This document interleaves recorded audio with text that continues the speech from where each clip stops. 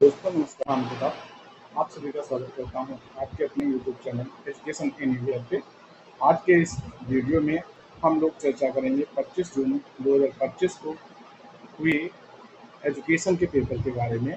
और इसमें जो क्वेश्चन आए थे उनमें से कौन से सही हैं कौन से गलत हैं, आज यही देखेंगे। इसकी संपूर्ण व्याख्या हम अगले वीडियो में करेंगे। इस वीडियो में सिर्फ हम क्विकली बस ये देखते हुए चलेंगे कौन सा जो क्वेश्चन है उसका राइट आंसर यूजीसी ने क्या माना है।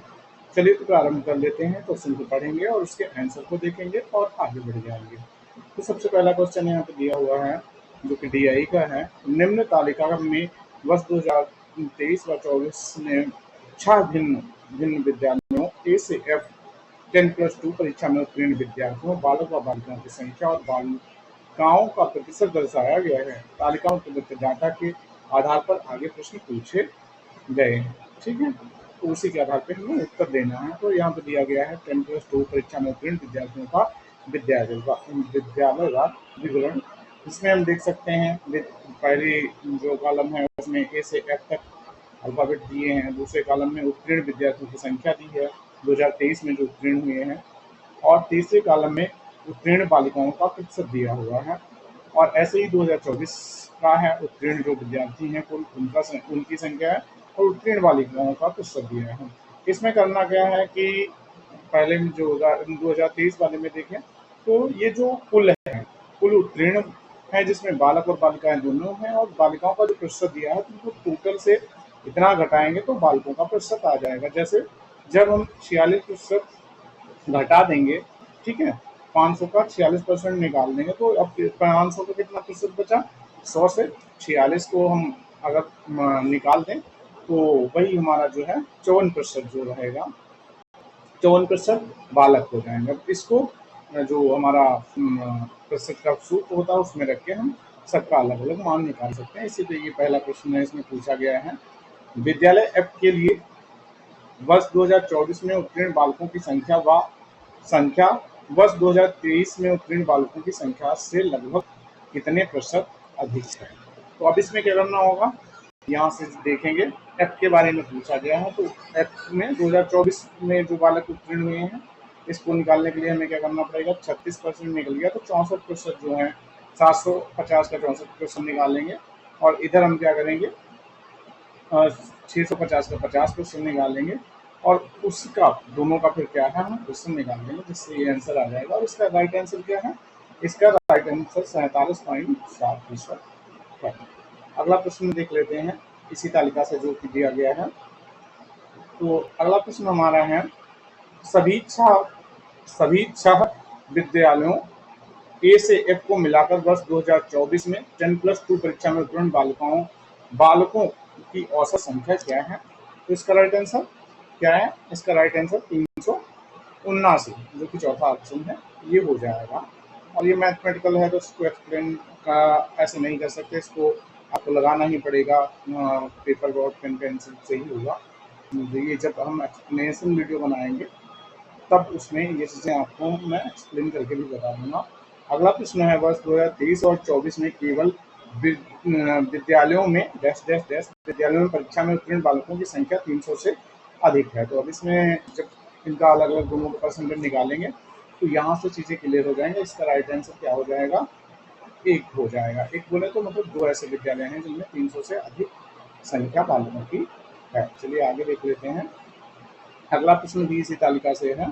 तो अगला प्रश्न क्या है, वर्ष 2024 में सभी 6 विद्यालयों से उत्तीर्ण बालिकाओं की औसत संख्या वर्ष 2023 में विद्यालय ए में उत्तीर्ण विद्यार्थियों की संख्या का प्रतिशत है। कितना प्रतिशत है, 62.2% हो जाएगा। चलिए अगले प्रश्न पे चल लेते हैं। ये भी आपकी इसी डीआई से है, टेबल से दिया गया है। वर्ष 2023 में विद्यालय ए से उत्तीर्ण बालकों की संख्या का वर्ष 2023 में विद्यालय ई से उत्तीर्ण बालिकाओं की संख्या से अनुपात क्या है। तो इसका राइट आंसर 3 हो जाएगा, राइट आंसर 3 हो जाएगा। तो मतलब 5:6 है। चलिए आगे देख लेते हैं। अब हमारा डीआई वाले जो सवाल हैं वो एंड हो गए और ये एक नए प्रकार का सवाल आया था, इसको हम लोग देख लेते हैं। ये मूवीज से जो सवाल आया था इसको देखेंगे। तो इसमें पूछा गया है कि सूची 1 और सूची 2 दी गई है। इसमें कुछ मूवीज़ के नाम हैं और उनको उनकी जब वो रिलीज़ हुई हैं, रिलीज़ ईयर के बाद से मैच कराना है। तो इसका राइट आंसर क्या है? 2 हो जाएगा, मतलब ए का चौथा हो जाएगा। मुगले आजम 1960 में आती है और हमारी शोले 1975 में आती है और हमारी बॉबी मूवी जो है वो 1973 में आती है और हमारी मैंने प्यार किया मूवी जो है वो 1989 में आती है। तो इस प्रकार से इसका राइट आंसर 2 हो जाएगा। अगला हम क्वेश्चन देखेंगे, अनुभवजन्य अधिगम्य शिक्षक की भूमिका डैश डैश डैश की नहीं होती है। तो क्या नहीं होता है शिक्षक, ये इसमें पूछा गया है। तो इसमें शिक्षक कोच भी होता है, ये बात बिल्कुल सही है।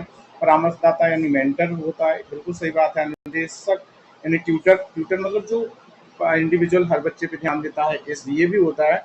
लेकिन प्रौद्योगिकी मतलब टेक्नोलॉजी तो अलग, ये जो संसाधन में यूज करते हैं उनको बोल सकते हैं, तो इसलिए ये ऑप्शन इसमें नहीं होगा। तो इसका राइट आंसर क्या हो जाएगा? 4 हो जाएगा।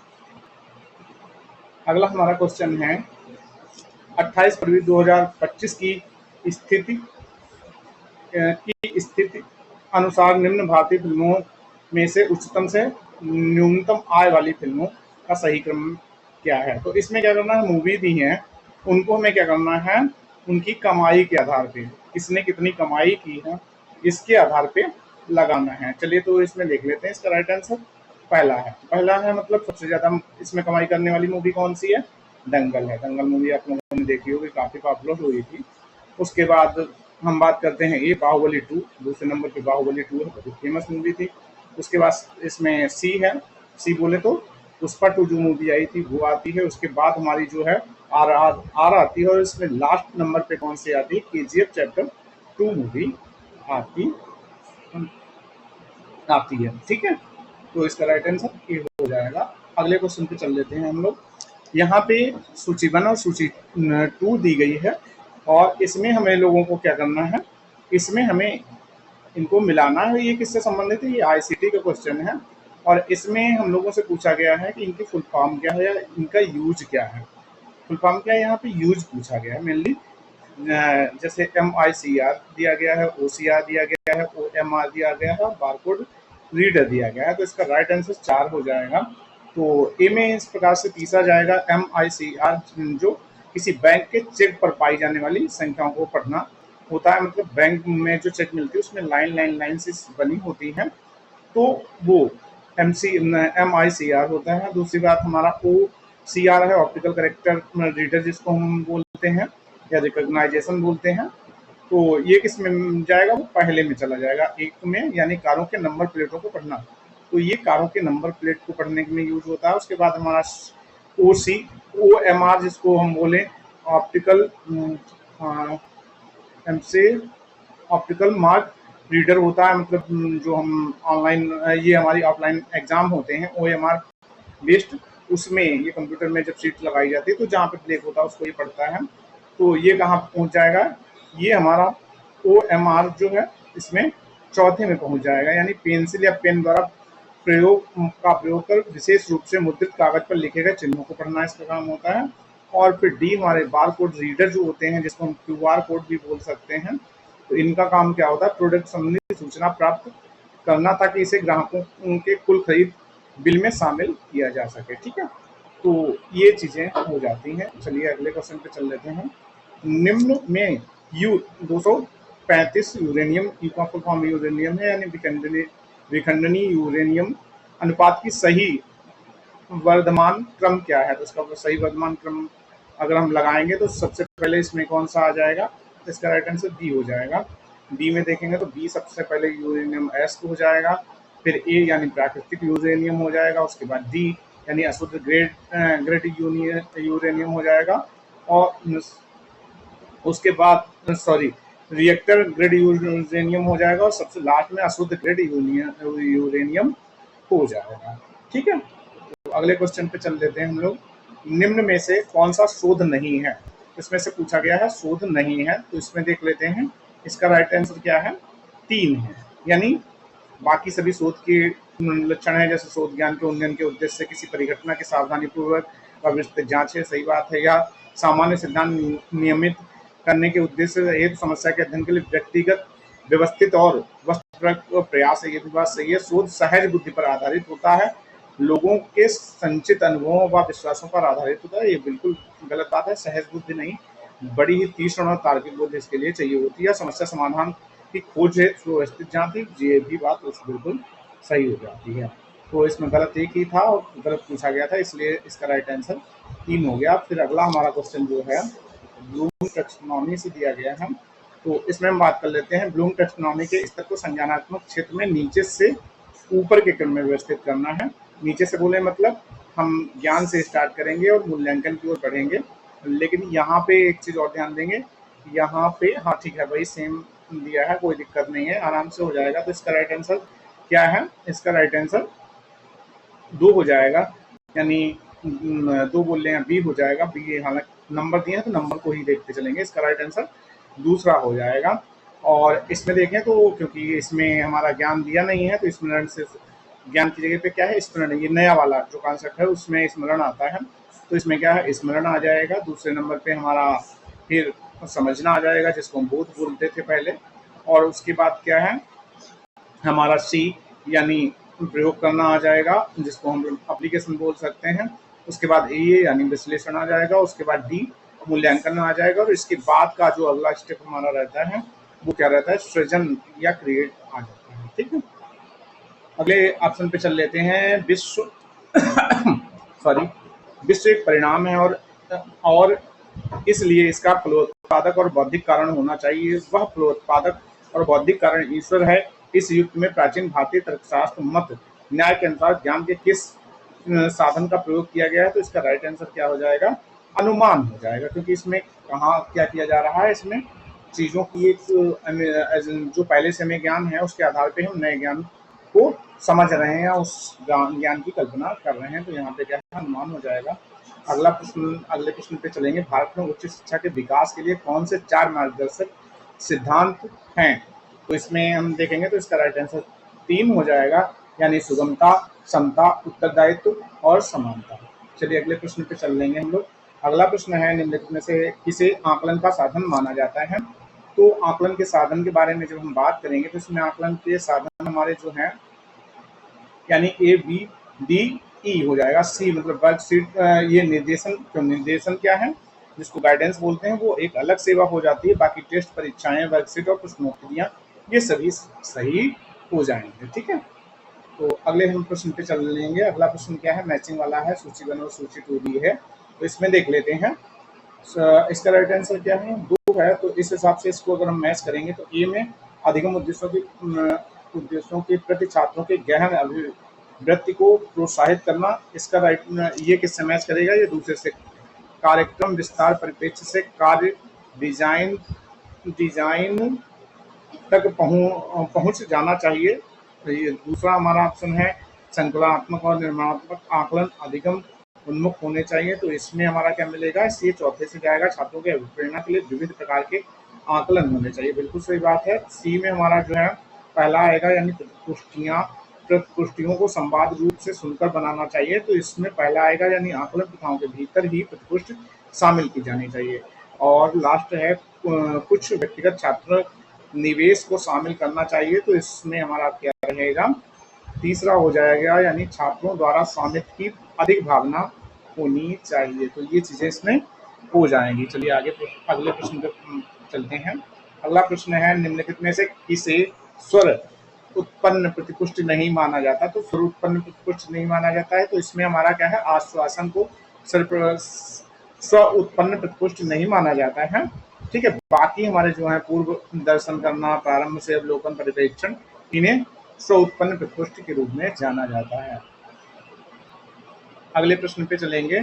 डाटाबेसों के भिन्न भिन्न समुच्चयों एक्स व वाई हेतु एक्स व वाई का सहसंबंध गुणांक अथवा आर और एक्स वाई का मानक विचलन, अर्थात X X S X and X S Y नीचे दिया गया है। प्रत्येक डाटा सेट हेतु एक्स व वाई के बीच सह प्रसंस्करण का आकलन कीजिए और उसे आरोही क्रम में व्यवस्थित करना। तो इसका राइट आंसर क्या हो जाएगा?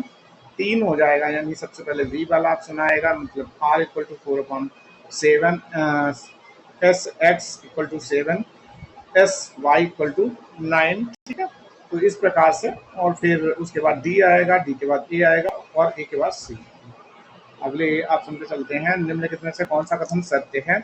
तो इसमें से सत्य छांटने हैं। यहाँ पे जो टोटल कितने दिए हैं, यहाँ पे टोटल हमें दिए हैं 5, जिसमें से 2 ही सही है। तो इसमें राइट आंसर क्या है, 3 है। यानी 3 कौन कौन सा, बी और सी है। यानी ब्राउजिंग जानकारी का भंडारण करने के लिए कुकीज़ का प्रयोग किया जाता है, ठीक है, बिल्कुल सही बात है। और हमारा सी है, यानी सेंड बॉक्स को ढूंढना, मेल वायर पहचान पहचान करने की पद्धति है। तो ये भी बात यहाँ पे सही हो जाती है। बाकी जो भी बातें इसमें लिखी हुई हैं वो सत्य नहीं है। चलिए आगे अगले प्रश्न पे चलते हैं। निम्नलिखित में से किस वायु प्रदूषक को हटाने के लिए ताप विद्युत संयंत्रों में स्थिर वैद्युत वैद्युत अवक्षेपण का प्रयोग किया जाता है। तो इसका राइट आंसर 3 हो जाएगा, 5A इसके लिए।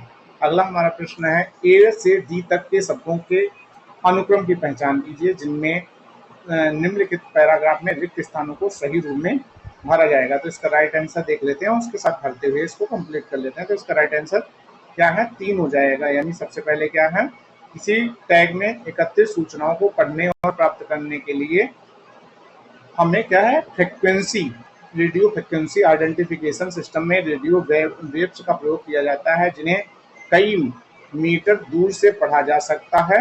यह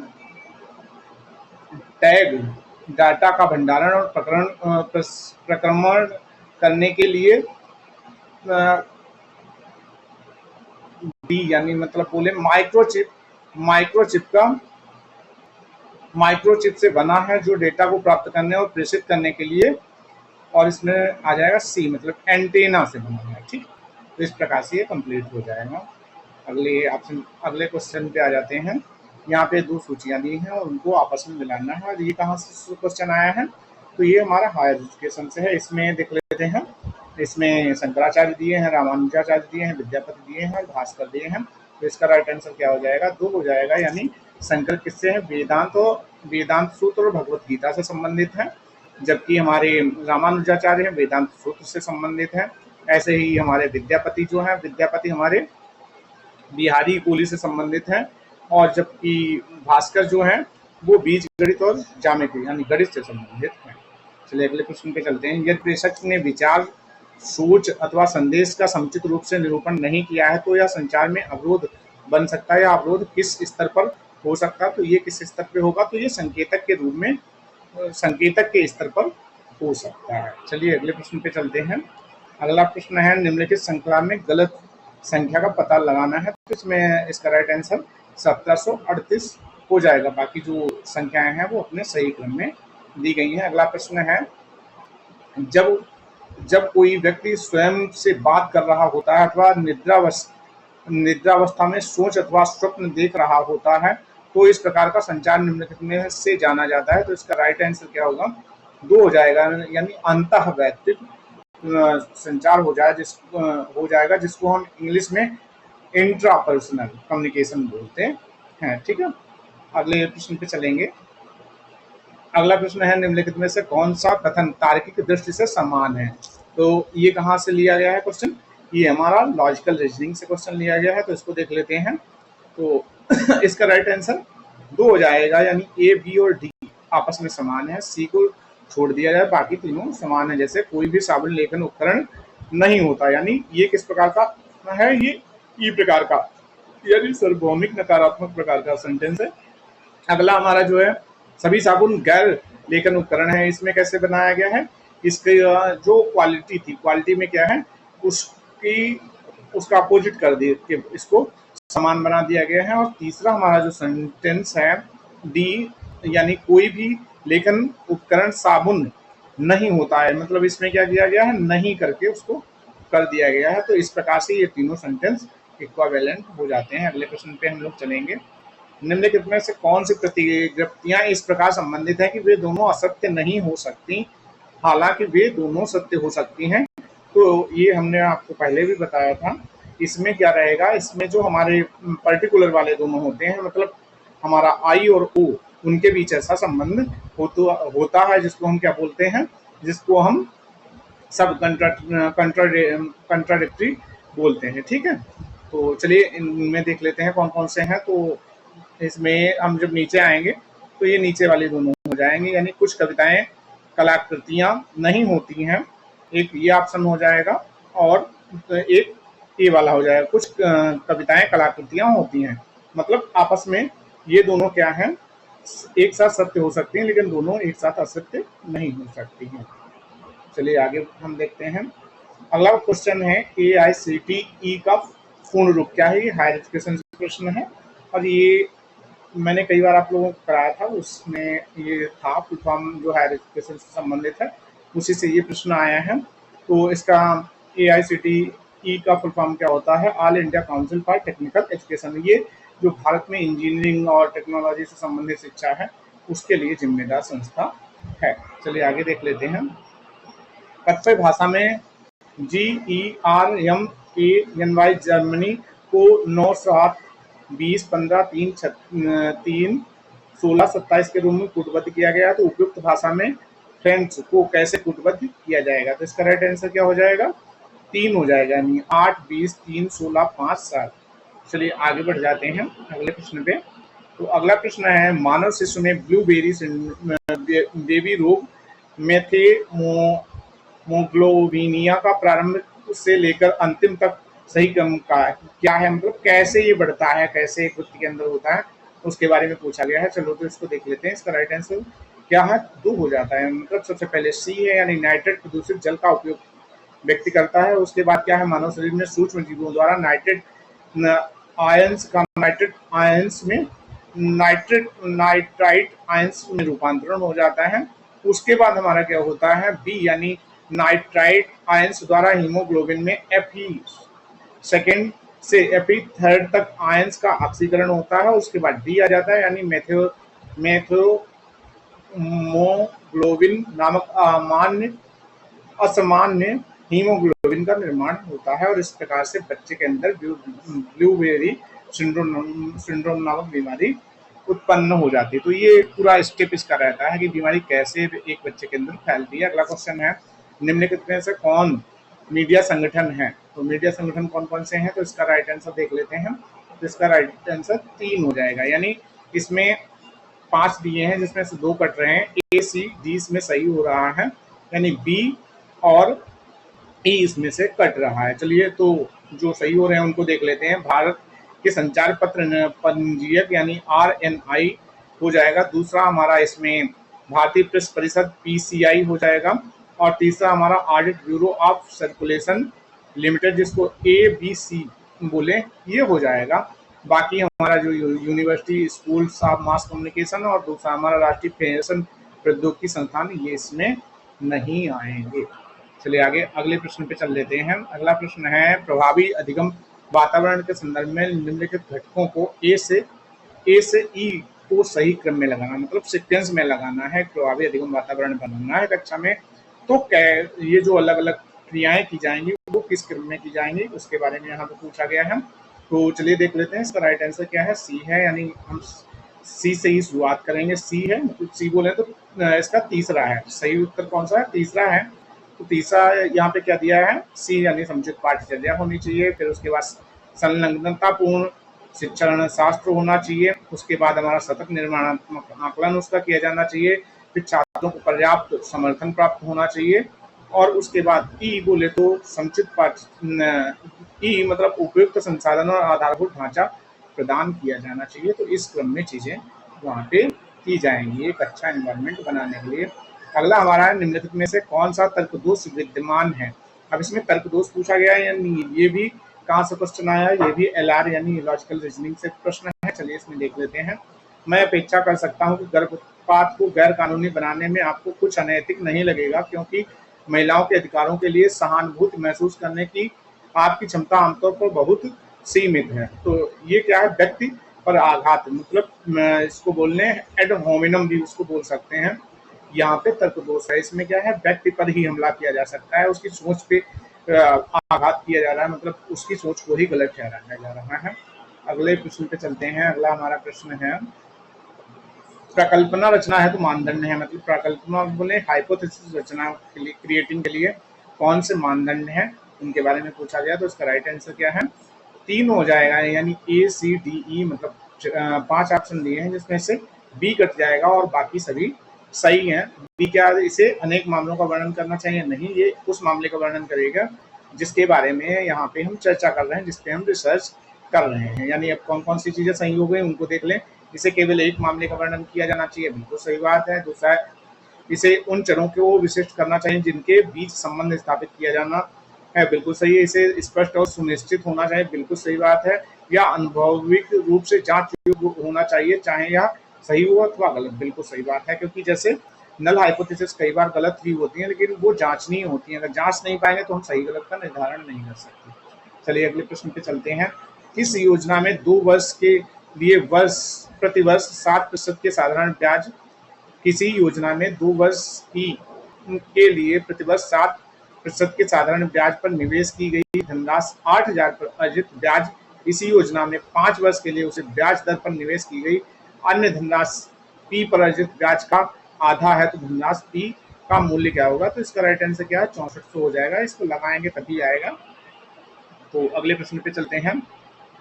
निम्नलिखित में से निम्नलिखित पद को बढ़ते वस्तुआर्थ के क्रम में व्यवस्थित कीजिए। काफी ये आसान सवाल है, तो इसको देख लेते हैं। तो इसका राइट आंसर क्या हो जाएगा? चौथा हो जाएगा। यानी सबसे पहले क्या है? शतरंज है। शतरंज के बाद हमारा क्या हो जाएगा? बोर्ड गेम हो जाएगा। फिर उसके बाद इंडोर गेम हो जाएगा और उसके बाद खेल कूद हो जाएगा। चलिए आगे बढ़ लेते हैं। कोई व्यक्ति 5% साधारण ब्याज पर ऋण लेता है, वह 1 वर्ष बाद उसे 3,000 लौटाता है। 2 वर्ष के अंत में उसे देय धनराशि चुकाने के लिए कितनी धनराशि देनी होगी? तो इसका राइट आंसर 3 हो जाएगा, यानी 2350 रुपए। अगले प्रश्न पे चलते हैं। डैश डैश डैश में सूचना प्रदान करने वाला प्रत्येक उपकरण कंप्यूटर नेटवर्क में प्रत्येक अन्य उपकरण से जुड़ा होता है। तो ये यहाँ पे क्या है? मैश टोपोलॉजी इसका राइट आंसर हो जाएगा। कई बच्चे इसमें स्टार टोपोलॉजी में कंफ्यूज हो गए थे, लेकिन स्टार टोपोलॉजी में वो प्रत्येक नहीं जुड़ा होता है, सभी कंप्यूटर एक कंप्यूटर से जुड़े होते हैं। ऐसे ही हमारा मैश में क्या, सभी आपस में जुड़े होंगे। जितने 5 कंप्यूटर हैं तो पांचों कंप्यूटर आपस में जुड़े होंगे। ऐसे बस टोपोलॉजी में क्या होता है? बस टोपोलॉजी में एक लाइन से कंप्यूटर जुड़े होते हैं। फिर उसके बाद रिंग टोपोलॉजी में एक दूसरे से जुड़ते हुए वो फिर उसी कंप्यूटर में केबल आ जाती है जिससे केबल की शुरुआत हुई थी। ठीक है। फिर उसके बाद हम अगले क्वेश्चन पे चलते हैं। यहाँ पे सूची दी गई है, सूची 1 और 2, उसका मिलान करना है। पहले हुई सूची में अपशिष्ट जल उपचार प्रक्रिया है, दूसरे में उसका विवरण दिया गया है कि कैसे ये अपशिष्ट उपचार किया जाता है। तो इसमें देख लेते हैं। पहले में ओजोनीकरण है। ओजोनीकरण यानी इसका राइट आंसर पहला है, तो ये मतलब ए में क्या है? तीसरा हो जाएगा, विसंक्रमण हो जाएगा। और उसके बाद बी में पहला यानी वातन क्या है? लौह व मैग्नीज की अधिकता को हटाना हो जाएगा। सी में चौथा हो जाएगा, यानी ऊर्णन, अत्याधिक लव कणों का एक साथ गुच्छ जो होता है उसको ऊर्णन के द्वारा हटाया जाएगा। और स्क्रीनिंग में क्या है? विसंक्रमण किया जाएगा। ठीक है। चलिए अगले प्रश्न पे चल लेते हैं। अगला प्रश्न है, निम्नलिखित में से कौन से कथन सही हैं? तो इसमें सिर्फ 2 सी और डी कथन सही हैं। जो 4 कथन दिए गए हैं, ऊपर के जो 2 कथन हैं वो गलत हैं। यानी x मीटर पर सेकेंड की गति को x सही 5/18 मीटर प्रति घंटे में के बराबर है। तो ये बिल्कुल उल्टा है, क्योंकि अगर प्रति घंटे मीटर पर सेकेंड से प्रति घंटे में आएगा तो ये 18/5 होगा, ना कि 5/18, इसलिए ये गलत है। और यदि रेलगाड़ी की अपनी सामान्य गति 5/6 रफ्तार से चलती है तो इसे 10 मिनट की देरी होती है, तो ये भी बात यहाँ पे गलत हो जाएगी। ठीक है। बाकी नीचे के जो दोनों ऑप्शन दिए गए हैं वो सही हैं। एक कार 80 किमी प्रति घंटे की गति से चलती है। कार की गति मीटर पर सेकंड में 22 सही 2/9 हो जाएगी, ये बात सही है। और अगला है, एक व्यक्ति 600 मीटर प्रति लंबी गली को 5 मिनट में पूरा करता है, उस व्यक्ति की गति प्रति किमी घंटे में 7.2 होगी, तो ये भी बात बिल्कुल सही है। ठीक है। चलिए आगे हम अगले प्रश्न पे चलते हैं। अगला प्रश्न है, बुद्ध काल में मठों के साथ कौन से शिक्षा केंद्र स्थापित किए गए थे? तो इसका राइट आंसर देख लेते हैं क्या है। तो इसका राइट आंसर हमारा क्या है? तीसरा हो जाएगा, यानी बी को हटा देते हैं, यानी बाबा मस्तनाथ विश्वविद्यालय को हटा के बाकी वल्लभी, नालंदा, विक्रमशिला और तक्षशिला सभी हो जाएंगे। ठीक है। अगला हमारा प्रश्न है यहाँ पे, निम्नलिखित में से कौन सा वेब ब्राउजर नहीं है? तो इसमें क्या है, गूगल वेब ब्राउजर नहीं, गूगल क्या है, सर्च इंजन है। बाकी ओपेरा, सफारी, फायरफॉक्स ये सभी वेब ब्राउजर हैं। ये कहाँ से है, आईसीटी का क्वेश्चन है। अगला हमारा क्वेश्चन है, यहाँ पे सूची 1 और सूची 2 दी गई हैं, यानी पहले में अवधारणाएं और दूसरे में उसके अर्थ दिए गए हैं। और ये कहाँ से है, ये हमारा देखा जाए तो पहला, ये हमारा जो है रिसर्च एप्टीट्यूड का क्वेश्चन है। चलिए इसमें देख लेते हैं। तो पहले में इसमें हम देखेंगे, इसका राइट आंसर देख लेते हैं। चौथा है यानी ए में, तीसरा हो जाएगा यानी सिद्धांत क्या है, सिद्धांत का अर्थ होता है यह एक व्यवस्थित ढंग से अंतर संबंधित प्रस्तावनाओं का समुच्चय है जो किसी परिघटना या तथ्य को व्याख्यायित या अनुमानित करता है। उसके बाद है निदर्श या प्रतिरूप।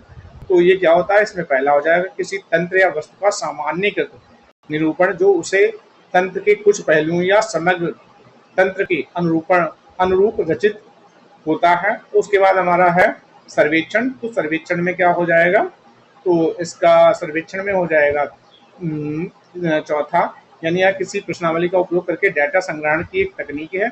और निदर्शन प्रतिरूपण में क्या हो जाएगा, दूसरे यानी सूत्र समस्या को गणितीय निदर्श के रूप में निरूपित किया जाता है। तो यहाँ पे एक चीज और देखेंगे, कई बार क्वेश्चन सिर्फ आप उसमें से कीवर्ड पकड़ के बना सकते हैं। जैसे निदर्शन दिया है तो ऊपर देख सकते हैं निदर्श शब्द दिया हुआ है, तो ऐसे भी इसको डायरेक्ट मिला यहाँ पे सकते हैं।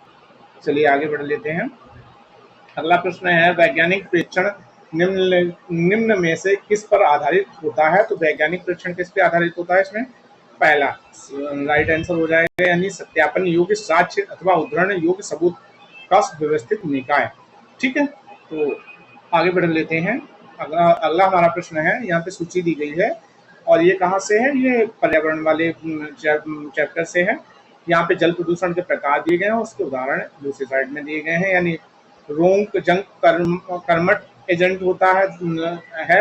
इसमें क्या हो जाएगा, इसका दूसरा हो जाएगा यानी कोलीफॉर्म जीवाणु बैक्टीरिया इसमें होते हैं। ऑक्सीजन उपभोगी अपशिष्ट, इसकी अगर बात करेंगे तो इसमें तीसरा हो जाएगा यानी जलीय पर्यावास में जंतु और पौधे आ जाएंगे। फिर पादप पोषक, तो इसका क्या है, चौथा हो जाएगा यानी फास्फोरस हो जाएगा। प्रतिबिंबित कण सल्फेट सस्पेंडेड सॉलिड, इसका क्या हो जाएगा, पहला हो जाएगा यानी चिकनी मिट्टी के प्रस्कृत कण इसमें आ जाएंगे।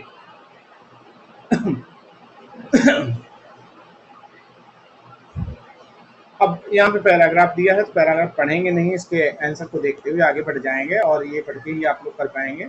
पूंजीवादी व्यवस्था में निम्नलिखित में से किस पर केंद्रित, पूंजीवादी व्यवस्था निम्न में से किस पर केंद्रित है? तो इसका राइट आंसर असामान्य लाभ पर। ठीक है, ये हो जाएगा। अगले प्रश्न पे चलेंगे। पूंजीवादी व्यवस्था में क्या होता है? तो इसमें साध्य साधन का औचित्य देता है, तो ये हो जाएगा। अगले प्रश्न पे चलेंगे। पूंजीवाद समानता के प्रति हानिकारक है क्योंकि यह समाज को निम्न दो समूहों में विभाजित करता है। तो इसका राइट आंसर क्या है, शोषक व पोषित, दो वर्गों में ये समाज को विभाजित करता है। ठीक है, अगला हमारा प्रश्न क्या है, उत्पादन के साधनों पर अधिकतम नियंत्रण निम्न में से किसके अधीन होता है? तो इसका राइट आंसर क्या हो जाएगा, व्यवस्था के स्वामी का। ठीक है, अगला प्रश्न है, गद्यांश को पढ़ने के पश्चात यह निष्कर्ष निकाला जा सकता है कि पूंजीवाद व्यवस्था क्या है? तो यह पक्षपातपूर्ण है। ठीक है, तो इस प्रकार से यहाँ पे पेपर 1 आपका कंप्लीट हो जाता है। अब हम पेपर 2 की ओर बढ़ेंगे और इसको जल्दी जल्दी करेंगे क्योंकि हमारा प्रयास ये है इसको जल्दी जल्दी से कर लेंगे और उसके बाद पेपर 1 और पेपर 2 का पूरा एक व्याख्या सहित एनालिसिस करते हुए पेपर अगला वीडियो जब हम बनाएंगे तो उसमें इस चीज़ को हम समाहित करेंगे। अगर आप लोग इसमें इंटरेस्ट दिखाएंगे, अगर आप लोग बोलेंगे, कमेंट में बताएंगे, तो जरूर ही हम प्रयास करेंगे कि अगले वीडियो में इसको बिल्कुल व्याख्यायित करते हुए इसके एक एक ऑप्शन को समझाते हुए आप लोगों को मैं बताऊं। वो वीडियो थोड़ा लंबा होगा या उसके कुछ थोड़े थोड़े क्वेश्चन करके हम लोग उसको कर लेंगे जिससे कि चीज़ें आसानी से समझी जा सकें और अगले पेपर में आपको पेपर करने में काफ़ी आसानी हो और आप जो छोटी छोटी गलतियां करते हैं उन गलतियों को करने से बचें। चलिए अब हम पेपर 2 जो है एजुकेशन उसको प्रारंभ कर लेते हैं। इसके यहाँ पे 100 क्वेश्चन होंगे। तो एक शोध अध्ययन में प्रयोग के लिए निम्नलिखित चरणों को व्यवस्थित करें। तो एक शोध अध्ययन में प्रयोग करना है तो उसके स्टेप क्या होने चाहिए, यहाँ पे ये पूछा गया, तो इसका राइट आंसर 4 हो जाएगा। तो यानी सबसे पहले संबंधित चरों का चयन करेंगे, उसके बाद हम प्रयोग को डिजाइन करेंगे, उसके बाद डी है यानी प्रतिभागियों को समूह आवंटित करेंगे, उसके बाद सी है यानी हस्तक्षेप किया जाएगा, उसके बाद ई पश्च परीक्षण प्रशासित किया जाएगा। तो ये इसका राइट आंसर 4 हो जाएगा। उसके बाद है विद्यालय शिक्षा के संबंध में निम्नलिखित में से कौन सी राष्ट्रीय ज्ञान आयोग 2007 की अनुशंसा नहीं है, नहीं के बारे में पूछ रहा है।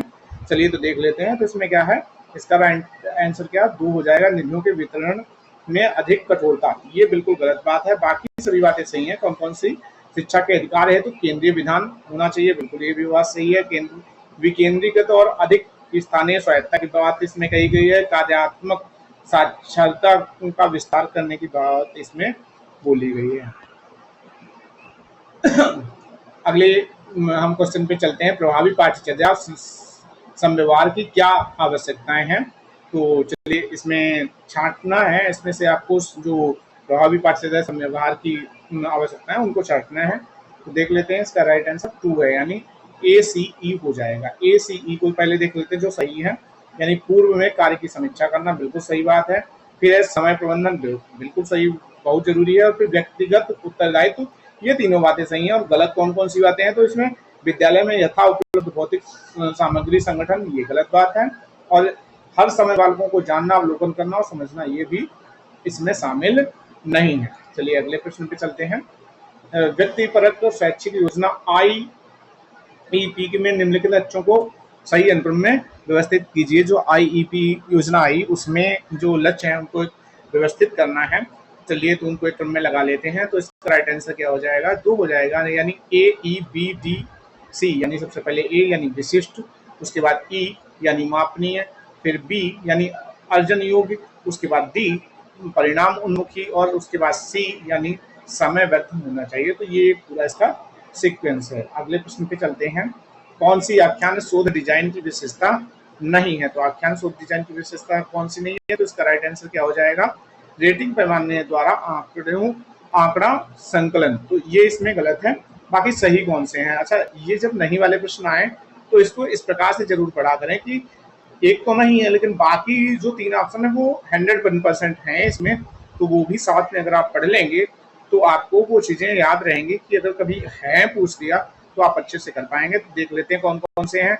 व्यक्तिगत अनुभव इसमें शामिल किए जाते हैं। उसके बाद क्या है, विशिष्ट विषयों हेतु कूट लेखन और कूट लेखन इसमें शामिल है। प्रतिभागियों के साथ सहयोग इसमें शामिल होता है। चलिए अगले प्रश्न पे चलते हैं। NEP 2020 के अनुसार निम्नलिखित में से कौन सी सिफारिश सत्य है। मतलब NEP 2020 में क्या क्या बोला गया है, ये बात यहाँ पे पूछी गई है। 5 ऑप्शन दिए हैं जिसमें से 3 सही हैं, 2 गलत हो जाने हैं। चलिए तो देखते हैं सही कौन कौन से हैं। BDE सही है, यानी बी यानी राष्ट्रीय प्रत्यानयन परिषद नैक रूपी एक स्वतंत्र स्तंभ प्रत्यानयन के लिए होगा, ये बिल्कुल सत्य बात है। अभी तक क्या था, NAC था, NAAC था, जिसको यहाँ पे NAC में परिवर्तित कर दिया गया है। पहले था national accreditation assessment and accreditation council, जिसको अब नेशनल एक्रेडिटेशन काउंसिल में परिवर्तित कर दिया गया है। उसके बाद हमारा है D यानी 15 वर्षों में भारत के सभी उच्चतर शैक्षणिक संस्थानों के स्वतंत्र स्व शासित संस्थानों में परिणत होने का लक्ष्य रखा गया कि ये जो यूनिवर्सिटी से संबंध है, संबंधता वाला कॉन्सेप्ट खत्म करके इनको क्या किया जाएगा, स्वायत्तता दे दी जाएगी जो भी कॉलेज हैं। ठीक है। और तीसरा ऑप्शन इसमें कौन सा, ई सही है, यानी निजी उच्चतर शिक्षण संस्थानों को स्वतंत्र रीति से अपने कार्यक्रमों की फीस निर्धारित करने की शक्ति प्राप्त होगी। तो ये भी बात इसमें सत्य है। ठीक है। तो बाकी अब असत्य कौन कौन से हैं वो चीजें देख लेते हैं। तो इसमें असत्य हमारे क्या क्या हो जाते हैं, यानी राष्ट्रीय उच्चतर शिक्षा नियामक परिषद NHERC रूपी एक सर्व आच्छादनकारी संस्थान होगा, ये बात इसमें गलत है। दूसरा इसमें हम देख लेते हैं कौन सा गलत हो जाता है। इसमें हमारा एक तो ए गलत हो जाता है, और सी यानी विनियामक प्रणाली में निजी दानार्थ प्रयासों को प्रोत्साहित नहीं करेगी, तो ये करेगी, इसलिए ये भी बात गलत है। चलिए आगे देख लेते हैं। अगला प्रश्न हमारा जो है ये हमारा उससे है हमारा जो मैनेजमेंट एजुकेशनल मैनेजमेंट एंड ये क्या बोलते हैं एडमिनिस्ट्रेशन वाला यूनिट है, उससे है। चलिए इसमें देख लेते हैं संकेत सिद्धांत, मानव पूंजी सिद्धांत, व्यवहारवाद और तर्क संगत चुनाव सिद्धांत दिया गया है। इसका राइट आंसर 4 हो जाएगा, यानी ए में। तीसरा हो जाएगा संकेत सिद्धांत किससे मिलेगा, सूचना असम्मिति से। और बी में पहला मानव पूंजी सिद्धांत, व्यक्ति वह कार्रवाई करते हैं जो उनकी भविष्य की आय बढ़ाएगी। उसके बाद सी में चौथा हो जाएगा, यानी व्यवहारवाद, राजनीति का अध्ययन समाज से शुरू होना चाहिए। और तर्कसंगत चुनाव सिद्धांत कहता है व्यक्ति वह कार्य योजना चुनते हैं जो उसकी व्यक्तिगत प्राथमिकता से मेल खाती है। चलिए अगले प्रश्न पे चल लेते हैं। निम्न एक शिक्षक अधिकांश कक्षा को प्रबंधित करता है जबकि अन्य शिक्षक कक्षा कक्ष के भीतर और बाहर लघु समूह के साथ कार्य करते हैं। यह किस अध्यापन विधि का उदाहरण है, तो इसका राइट आंसर ये हो जाएगा, वैकल्पिक अध्ययन हो जाएगा। चलिए अगला हम देख लेते हैं। यहाँ पे दो सूची दी गई है, एक में मूल मंच दिए गए हैं और दूसरे में उसके संस्थापक दिए गए हैं, तो इसका राइट आंसर 4 हो जाएगा, यानी ए में चौथा। उदय सिटी जो है इसके संस्थापक कौन है, सेबास्टियन थ्रून है। बी में तीसरा हो जाएगा, यानी कोर्सेरा के डफने कोलर और एंड्रयू एनर्जी हैं। उसके बाद यूडेमी है, तो यूडेमी के कौन है, पहले यानी इरेल बली और गगन बियानी और ऑक्टे कागलर हो जाएंगे। फिर एडएक्स है, तो एडएक्स के हार्वर्ड विश्वविद्यालय और एएमआईटी हो जाएगा। चलिए अगले प्रश्न पे चलते हैं। जेरोम ब्रूनर की अवधारणा प्राप्त की विधि को शिक्षण के एक मॉडल के रूप में आकार दिया गया है, तो इसका राइट आंसर 3 हो जाएगा, Bruce Joyce and Mars well द्वारा। ठीक है, अगले प्रश्न पे चलेंगे। यहाँ पे दो सूचियां दी गई हैं और ये किससे संबंधित, ब्लेक और मुटन के प्रबंधकीय ग्रिड मॉडल जो है उससे संबंधित है। इसमें अलग अलग जो अवस्थाएं दी गई हैं उनमें क्या चीजें रहती हैं उसके बारे में पूछा गया है, यानी संवर्धित प्रबंधन। इसका राइट आंसर 3 हो जाएगा, यानी वो 1 by 1 होगा। ऐसे ही हमारा जो अगला है प्राधिकार अनुपालन, जिसमें हमारा पहला हो जाएगा, यानी 5 हो जाएगा। उसके बाद 5 चौथा हो जाएगा 9 और 1, मतलब काम पे अधिक जोर दिया जाता है, संबंधों पे ध्यान नहीं दिया जाता है। उसके बाद हमारा सी में पहला हो जाएगा मार्ग का मध्य, मतलब मध्य मार्ग वाला बोले या मिडिल वे बोल लें, इसमें पहला मतलब 5 सबसे अच्छा हो जाएगा। और उसके बाद डी में तीसरा हो जाएगा दल अर्जन प्रबंधन, जिसमें 9 हो जाएगा, यानी दोनों चीजें सबसे अच्छी रहती हैं। फिर निम्नलिखित में से कौन सा कथन हिमकंदुक प्रतिदर्शन का सही विवरण नहीं देते हैं, यानी स्नोबॉल के बारे में कौन सी बातें गलत हैं, तो उसको देख लेते हैं। तो इसका राइट आंसर 2 हो जाएगा, यानी बी और डी इसमें नहीं देते। यानी जब लक्षित जनसंख्या आसानी से उपलब्ध हो तो या होता है, बिल्कुल गलत बात है ये। इसके जस्ट उल्टा होता है, जब उपलब्ध नहीं होती तब हम इसका प्रयोग करते हैं। उसके बाद डीएम या सभी व्यक्तियों के लिए चयन के बराबर अवसर सुनिश्चित करता, तो बिल्कुल नहीं करता, क्योंकि ये अनप्रोबेबिलिटी सैंपलिंग में आता है, या नॉन प्रोबेबिलिटी सैंपलिंग में आता है, यानी ये जो है नॉन प्रोबेबिलिटी में आता है, इसलिए इसमें सबको बराबर चांस नहीं होते हैं। और तो इसके बारे में सही कौन कौन से हैं उनको हम देख लेते हैं। बीडी को हटा दो, बाकी को देख लेते हैं। गैर प्रायिकता प्रतिदर्शन तकनीक है, बिल्कुल सही है, नॉन प्रोबेबिलिटी है। उसके बाद हमारा सी, यानी आरंभिक प्रतिभागी अन्यों को अध्ययन में भाग लेने के लिए अनुशंसित करते हैं, ये भी बात सही, वही ढूंढ के दे देते हैं। और उसके बाद हमारा लास्ट हमारा जो है ई भी सही है, यानी यह समाजशास्त्रीय और गुणात्मक शोध में सामान्यतः प्रयुक्त होता है, ये भी बात बिल्कुल सत्य है। चलिए अगले प्रश्न पे चलते हैं।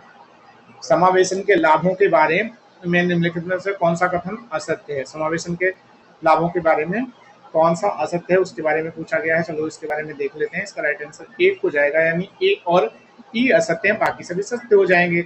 यानी कौन कौन से असत्य हैं, विविध क्षमताओं वाले बालकों की सामाजिक समर्थता और संप्रेषण कौशल समावेशी परिवेश में निम्नतर होते हैं, बिल्कुल गलत बात है। उसके बाद हमारा ई हो जाता है गलत, यानी समावेशी परिवेश में विविध क्षमताओं वाले बालकों की सामाजिक स्वीकार्यता घट जाती है, तो ये भी बात बिल्कुल गलत है। तो सही क्या क्या है, दिव्यांग बालक समावेशी परिवेश में गैर दिव्यांग समकक्षियों से सामाजिक अंतरक्रिया का उच्च स्तर दर्शाते हैं, ये बिल्कुल सही बात है। और समावेशी परिवेश में दिव्यांग बालकों और सामान्य बालकों के बीच मित्रता अधिक पनपती है, तो ये भी बात सही है। और हमारा डी यानी दिव्यांग बालक समावेशी परिवेश में दिव्यांग समकक्षों से सामाजिक अंतःक्रिया का उच्च स्तर दर्शाते हैं। ये भी बात बिल्कुल सत्य है। चलिए अगले प्रश्न पे चलते हैं। असत्य कथनों की पहचान करें। इसमें से गलत को ढूंढ लेना है और सच वाले हमारे रह जाएंगे। चलो पहले असत्य वालों को देख लेते हैं। तो इसमें क्या है, सी और डी असत्य, यानी पाठ्यचर्या मुख्यतः विद्यालयी विषयों से संबंधित है। तो यहाँ पे पाठ्यचर्या क्या है, कैरिकुलम शब्द से लिया गया, इसलिए ये गलत हो जाएगा। और हमारा क्या है, डी यानी पाठ्यचर्या पाठ्यक्रम का भाग है, तो ये भी इसका जस्ट ये उल्टा है, यानी पाठ्यक्रम पाठ्यचर्या का भाग होता है, इसलिए ये भी कथन गलत हो जाएगा। तो सही क्या क्या है, पाठ्यचर्या शिक्षा के दर्शन, लक्ष्यों और मूल्यों पर आधारित होती है, बिल्कुल सत्य बात है। और उसके बाद बी यानी पाठ्यचर्या सबसे व्यापक संभावित रीति में विद्यालय के सभी शैक्षणिक रीतियों को संदर्भित करती है, ये भी बात बिल्कुल सही है। और पाठ्यचर्या में न केवल विद्यालय और आंतरिक इंडोर गतिविधियां शामिल होती हैं, बल्कि बाहरी गतिविधियों भी शामिल होती हैं, ये भी बात इसके बारे में बिल्कुल सत्य है। चलिए अगले प्रश्न पे चलते हैं। निम्नलिखित में से कौन सी शून्य आधारित बजटीय ZBB की महत्वपूर्ण विशेषताएं हैं। चलिए इसको देख लेते हैं। इसका राइट आंसर ए हो जाएगा, यानी ए और मतलब ए और डी। तो ए क्या है, समायोजनीयता अनिवार्य होती है इसमें। और दूसरा क्या है, इसमें यह चयन और वापसी पर विचार करता है। तो ये दो बातें इसमें के बारे में सत्य हैं, बाकी जो तीन बातें दी गई हैं वो असत्य हैं। कौन कौन सी, या प्रोत्साहन मूलक शैली पर विचार करता है, ये भी बात इसमें असत्य हो जाएगी। और यह निर्णय निर्णय निर्माण इकाइयों की पहचान करने की आवश्यकता नहीं होती, ये भी बात असत्य हो जाएगी। और यह प्रबंधन सोपानकी का एक घटक नहीं, ये भी बात इसके बारे में असत्य हो जाएगी। अगला है, निम्नलिखित में से कौन सी दिव्यांगता भंगुर फ्रेजाइल एक्स सिंड्रोम के कारण होती है। तो इसका राइट आंसर दो हो जाएगा, यानी बौद्धिक दिव्यांगता। ठीक है, अगले प्रश्न पे चलेंगे। संप्रेषणीय कार्यवाही का सिद्धांत किसके द्वारा वर्णित किया गया है। तो इसका राइट आंसर तीन हो जाएगा, जंगन जर्गन और हैबरमास के द्वारा। ठीक है, तो अगले प्रश्न पे चलेंगे। अगला प्रश्न है, निम्नलिखित में से कौन से कथन शैक्षिक तकनीकी के विषय में सत्य हैं। शैक्षिक तकनीकी के बारे में ए डी ई यानी तीसरा सही है। तो ए डी ई सत्य है। कौन कौन से, शैक्षिक तकनीकी ने प्रणाली उपागम पद प्रबंधन अध्ययन से उधार लिया है, बिल्कुल सही बात है। फिर उसके बाद डी इसमें सही है। डी बोले तो शैक्षिक तकनीकी में सुधारात्मक पृष्ठपोषण का पद साइबरनेटिक्स से उधार लिया गया है। ठीक है, उसके बाद ई शैक्षिक तकनीकी के विकास के शुरुआती चरण में इसको मुख्यतः शिक्षा में तकनीकी के रूप में उद्धृत किया गया है। तो ये भी बात इसके बारे में क्या है, सत्य है। तो असत्य क्या क्या हो जाता है, तो इसमें सिर्फ बी और सी असत्य हो जाता है, यानी 1950 के दशक के मध्य तक शैक्षिक तकनीकी ने प्रणाली उपागम पद उधार लिया था, तो ये भी बात गलत है। और शिक्षा की तकनीकी का अभिप्राय से विदेश सामग्री का उपयोग है, तो ये बात गलत है। इससे ज्यादा चीजें भी इसमें शामिल होती हैं। अगले क्वेश्चन पे चलेंगे। निम्नलिखित में से सॉरी शिक्षकों के लिए सेवाकालीन शिक्षा के मुख्य उद्देश्य कौन से हैं। तो इसका राइट आंसर तीन हो जाएगा, यानी बी सी डी हो जाएगा, यानी ए और ई इसमें गलत है। यानी शिक्षकों को वित्तीय प्रोत्साहन प्रदान करना, बिल्कुल ये बात गलत है। और कार्यस्थल से परे सुविधा प्रदान करना, जो कार्यस्थल से परे सुविधाएं हैं वो प्रदान करना, ये भी बात इसके बारे में असत्य है। तो सत्य क्या क्या चीजें हैं उनको देख लेते हैं।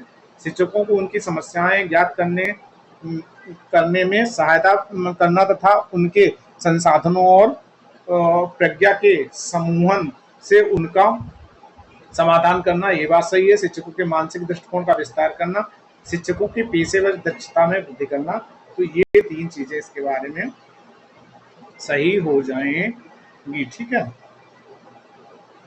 सॉरी डी, हाँ डी भी हो जाएगा, सही है। चलिए आगे देख लेते हैं। कौन सा शोध सामाजिक समूह और स्थितियों का निरूपण और व्याख्या उसके वास्तविक जीवन के संदर्भ में करता है। तो इसका राइट आंसर दो हो जाएगा, निजात वर्णन शोध हो जाएगा। चलिए आगे देख लेते हैं। निम्नलिखित में से कौन सा सैद्धांतिक दृष्टिकोण मुख्यतः प्रच्छन्न पाठ्यचर्या और साकपाद पर बल देता है। तो इसका राइट आंसर तीन हो जाएगा, यानी संघर्ष सिद्धांत। ठीक है, अगला हमारे यहाँ पे दो सूची दी गई है, उनका मिलान करना है। धारणा, प्रत्याहार, ध्यान और समाधि, ये कुछ टर्म दी गई हैं जो योग दर्शन से ली गई हैं। और उनको यहाँ पे मिलाना है। सबसे पहले इसका राइट आंसर देख लेते हैं, तो 3 हो जाएगा, यानी ए में दूसरा मिलेगा। फिर किसी धारणा क्या है, किसी आंतरिक वस्तु पर मस्तिष्क केंद्रित करना। फिर प्रत्याहार क्या है, तो प्रत्याहार यानी पहला विभिन्न इंद्रिय अंगों को उसकी वस्तुओं से संपर्क समाप्त करना। फिर ध्यान क्या है, ध्यान चौथा यानी मस्तिष्क की किसी विशेष वस्तु पर ध्यान केंद्रित करना। और डी यानी समाधि, ध्यान धीर में स्थित होता है। ठीक है, तो आगे वाले प्रश्न पे चलते हैं। निम्नलिखित में से कौन से स्वरण की गाठ से संबंधित नहीं है, नहीं है पूछ रहा है, तो ध्यान से करेंगे इसमें। यानी ए सी ई इसमें संबंधित नहीं है, यानी सत्य अंतर्मुखी और विषय निष्ठ होता है, ये भी बात असत्य है। फिर दूसरा हमारा क्या है, सी व्यक्ति परकता का अस्तित्व विश्वसनीय है तथा यह चिंतन से पहले आता है, तो ये भी बात क्या है, असत्य है। और उसके बाद क्या है, ई अस्तित्वगत आत्म अनुभव आवश्यक है, तो ये भी बात इसके बारे में असत्य है। तो सत्य क्या हो जाता है, इसको भी देख लेते हैं। ए सी ई को निकाल दो, ए सी ई को निकाल दो, बी डी सही हो जाते हैं। जगत विचार केंद्रित तो है, संपूर्ण ब्रह्मांड केवल एक विचार है, ये बात सही है। और दूसरा क्या है, आत्म अस्तित्व ज्ञात करने के लिए विषयनिष्ठ अनुभव और वस्तुनिष्ठता दोनों महत्वपूर्ण है, तो ये भी बात, ये दो बातें इसके बारे में सही है स्टूडेंट के कार्ड के बारे में। फिर अगला हमारा यहाँ पे 2 सूचियां दी हैं, उनका मिलान करना है। यानी राष्ट्रीय शिक्षक आयोग, तो इसकी स्थापना कब हुई है, तो इसका राइट आंसर 4 हो जाएगा, यानी ए में दूसरा 1999, बी में चौथा हो जाएगा, यानी यशपाल समिति रिपोर्ट, ये कब आई थी, तो यशपाल समिति रिपोर्ट 2009 में आई है। सी में तीसरा यानी न्यायमूर्ति वर्मा 2012 में आई है। और राष्ट्रीय ज्ञान आयोग 2007 में इसकी स्थापना हुई है। चलिए अगला प्रश्न देख लेते हैं। सांख्य दर्शन में निम्नलिखित में से कौन सा कथन सत्य है। सांख्य के बारे में सत्य कथन पूछा गया है, तो व्यक्त कार्य कारण का परिणाम है। व्यक्त जो कार्य है, व्यक्त क्या है, कार्य और कारण का परिणाम है। ठीक है, अगला देख लेते हैं। यहाँ पे दमन, तार्किकरण, प्रतिक्रिया निर्माण और प्रक्षेपण, यानी ये क्या दिए हैं, ये समायोजन की युक्तियां दी हैं, जो कि हमारे फ्राइड महोदय ने दी थी, उससे संबंधित है। तो चलिए इसमें हम देख लेते हैं इसका राइट आंसर क्या है। इसका राइट आंसर 4 हो जाएगा, यानी ए में दूसरा। दमन क्या है, डरावनी या दर्दनाक स्मृतियां या आवेग का सचेतन जागरूकता से हटाना, मतलब अपनी जानकारी में रहते हुए उसको अपने दिमाग से निकाल देना। बी में पहला हो जाएगा, यानी तार्किकरण क्या है, हमारे कृत्यों को तार्किक या सामाजिक रूप से वांछनीय अभिप्रेरणाएं निर्दिष्ट करना, ताकि हम तर्कसंगत कार्य करते प्रतीत हों। तो इसमें सीधा कीवर्ड हमें मिल रहा है तार्किकरण, मतलब तार्किक जिसमें लिया होगा वही वाला होगा। बी में पहला हम ऐसे भी मिला सकते थे। उसके बाद हम बात कर लेते हैं, बी में पहला हो गया उसके बाद हमारा है सी में चौथा हो जाएगा, यानी प्रतिक्रिया निर्माण में क्या है, विपरीत मंतव्य की मजबूत अभिव्यक्ति देकर स्वयं से मंतव्य उद्देश्य छुपाना, तो ये हो जाएगा। उसके बाद प्रक्षेपण है, तो प्रक्षेपण में क्या हो जाएगा, तीसरा, यानी हमारी अवांछनीय गुणवत्ताएं बढ़ा चढ़ाकर दूसरों पर आरोपित करना, मतलब दूसरे पे अपनी जो समस्या, अपनी कमियां हैं वो दूसरों पे डाल देना, इसमें शामिल हो जाएगा। अगला प्रश्न है, शैक्षणिक प्रौद्योगिकी की जटिलता को निरूपित करने के लिए किसने चतुर्थ पीढ़ी अनुदेशात्मक प्रणाली विकास मॉडल ISD दिया है। तो ISD किसने दिया है, तो इसका राइट आंसर 1 हो जाएगा, यानी रॉबर्ट टेनिसन 1995 ने इसको दिया है। अगले प्रश्न पे आएंगे, निम्नलिखित को कालक्रम में व्यवस्थित कीजिए। तो यहाँ पे कुछ हमारे जो है, ये कहाँ से प्रश्न दिया है, तो ये हायर एजुकेशन से है। तो यहाँ पे कुछ अलग अलग जो है संस्थान दिए गए हैं और या अभियान कार्यक्रम दिए गए हैं, उनको एक क्रम में लगाना है। तो इसका राइट आंसर क्या हो जाएगा, तो इसका राइट आंसर 3 हो जाएगा। 3 तो देख लेते हैं क्या है इसमें। सबसे पहले डी है, यानी उपग्रह अनुदेशन टेलीविजन प्रयोग, यानी साइट सबसे पहले आता है। फिर उसके बाद बी यानी शैक्षणिक प्रौद्योगिकी केंद्र, CET बनता है। तो उसके बाद ए यानी भारतीय राष्ट्रीय उपग्रह इनसेट स्थापित किया जाता है। फिर सी यानी कंप्यूटर साक्षरता और अध्ययन क्लास चलता है। फिर उसके बाद ई बोले तो स्वयं सबसे लास्ट में 2017 में आता है। यहाँ पे 2 सूची दी गई है और उनको उनके स्थापना वर्ष से मिलाना है। राष्ट्रीय न्यास अधिनियम जो 1999 में आया है, क्योंकि इसका राइट आंसर बी है तो उसके अकॉर्डिंग मिलाएंगे। तो बी में चौथा पीडब्ल्यूडी एक्ट कब आया तो 1995 में आया है। सी में तीसरा यानी आरसीआई कब आया तो 1992 में आया है। और फिर आरटीआई ये कब आया 2009 में आया है। ठीक, राइट टू एजुकेशन एक्ट। फिर उसके बाद है सत्य कथन की पहचान करें, तो इसमें कुछ कथन दिए है, उसमें से सत्य कथन की पहचान करना है। तो इसका राइट आंसर दो हो जाएगा, यानी B C D. B C D मतलब एक ब्लॉग वीडियो को प्राथमिक मीडिया संसाधन के रूप में प्रयोग करता है। उसके बाद है माइक्रो ब्लॉगिंग सेवाएं उपयोगकर्ता को शब्द आधारित संदेश भेजने अथवा छोटे संदेश भेजने की अनुमति देती है, ये भी बात सही है। फिर है किसी पाठ्यक्रम के लिए विकी का निर्माण करने हैं तो शिक्षक या तो परिसर व्यापी अधिगम प्रबंधन व्यवस्था का उपयुक्त संसाधन अन्वेषण का उपयोग कर सकता है। तो ये तीन बातें सही है, दो बातें इसमें से गलत है। कौन कौन सी? एक विकी कई उपयोगकर्ता को एक वेब अभिलेख को पढ़ने व लिखने की अनुमति देता है, किंतु संपादन की अनुमति नहीं देता। ये बिल्कुल गलत बात है, क्योंकि संपादन की भी अनुमति देता है। और एक ब्लॉग में समय प्रमाणित प्रविष्टियां जो पाठक करते हैं वो ब्लॉग के निर्माता द्वारा अनुमोदित होता है या शामिल होता है, ये भी बात बिल्कुल गलत है।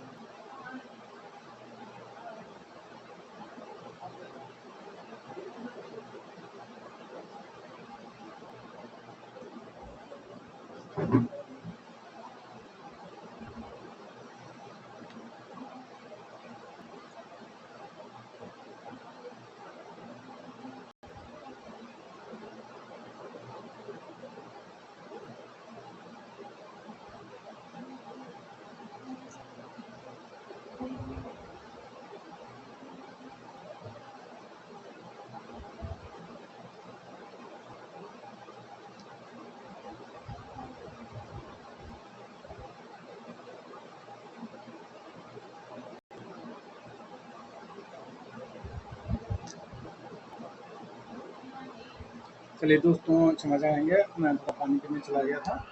अब हम फिर से क्लास को आगे बढ़ा लेते हैं। तो सत्य कथनों की पहचान करना है, तो ये तो हो गया था हमारा प्रश्न। अगले प्रश्न पे चलेंगे। भारत में एकीकृत शिक्षा कार्यक्रम के लिए पाठ्यचर्या रूपरेखा 2023 द्वारा विकसित की गई है। तो इसका राइट आंसर क्या हो जाएगा? दो हो जाएगा, यानी एनसीटीई के द्वारा की गई है। उसके बाद है क्रियात्मक सोच के निम्नलिखित चरणों को उचित क्रम में व्यवस्थित कीजिए। तो इसका राइट आंसर क्या हो जाएगा?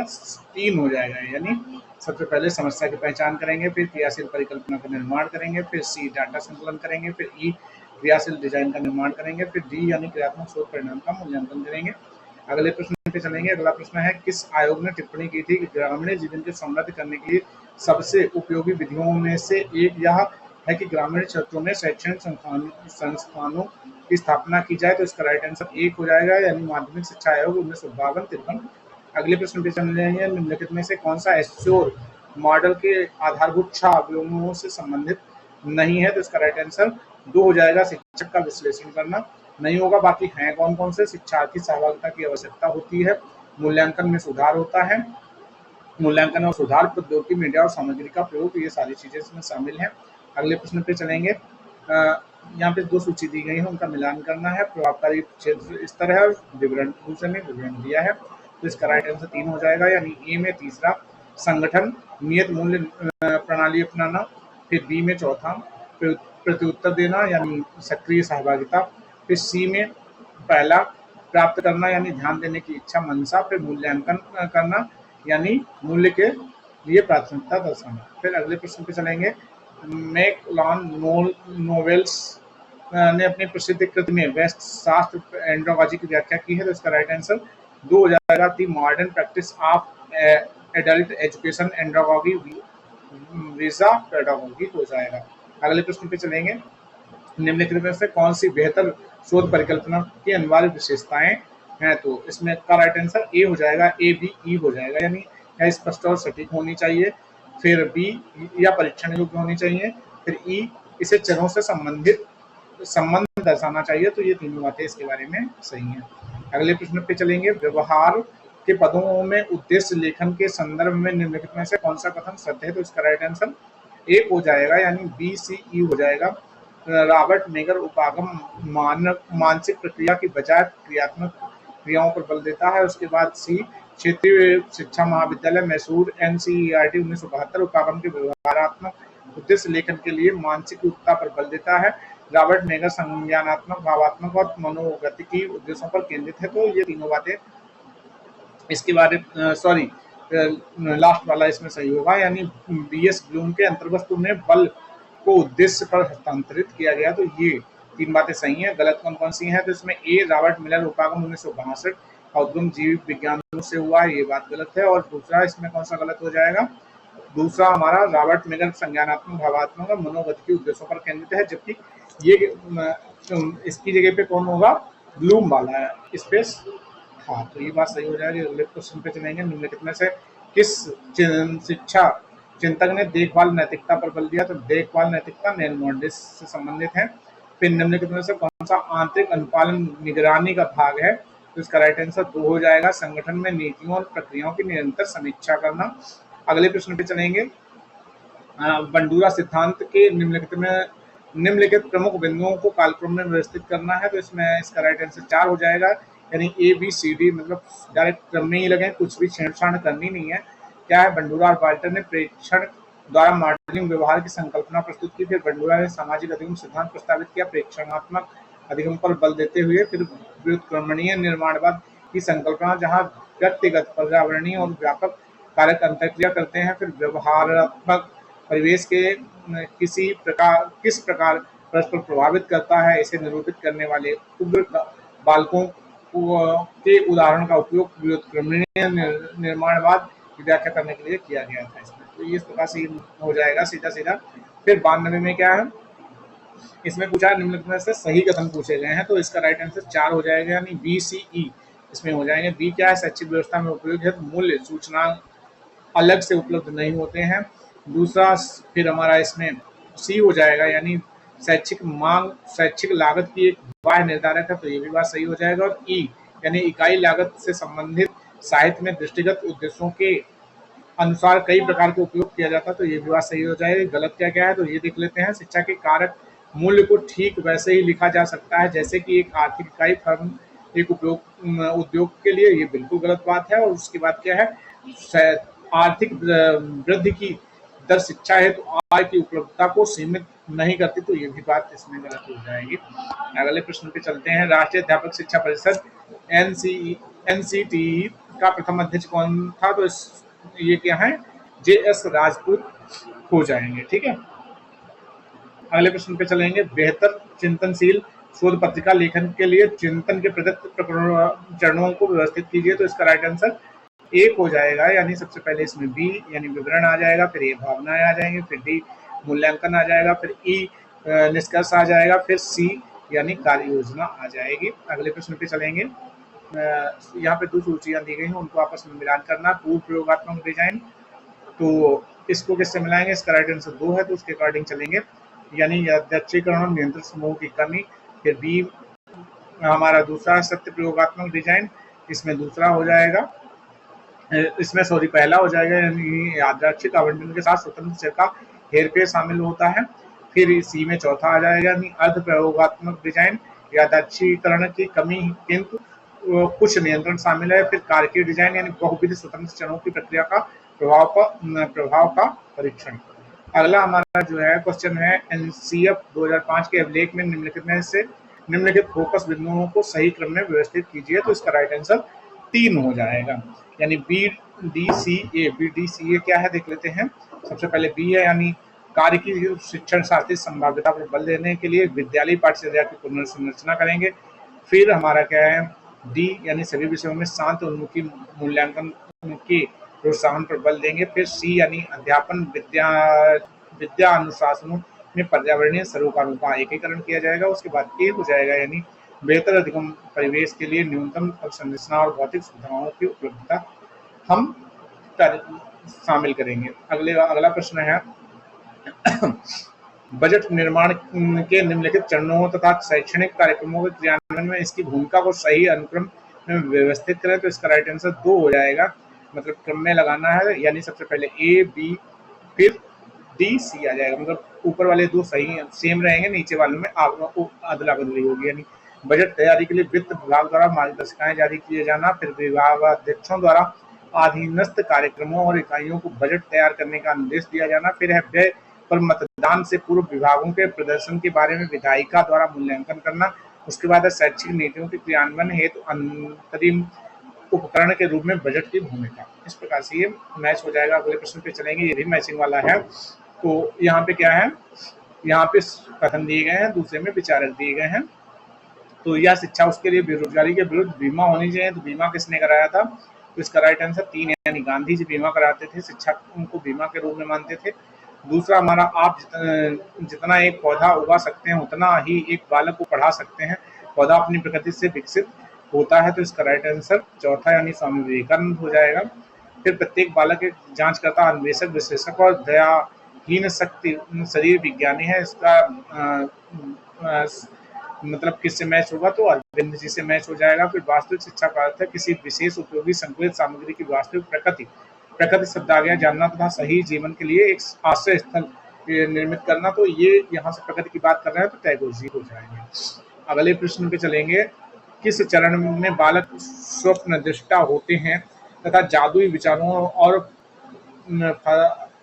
फतांसियों की प्राचुर्यता से लबरेज होते हैं? तो इसका राइट आंसर 2 हो जाएगा, यानी पूर्व प्रचालनात्मक स्तर, यानी जिसको हम बोले प्री ऑपरेशनल स्टेज। ठीक है।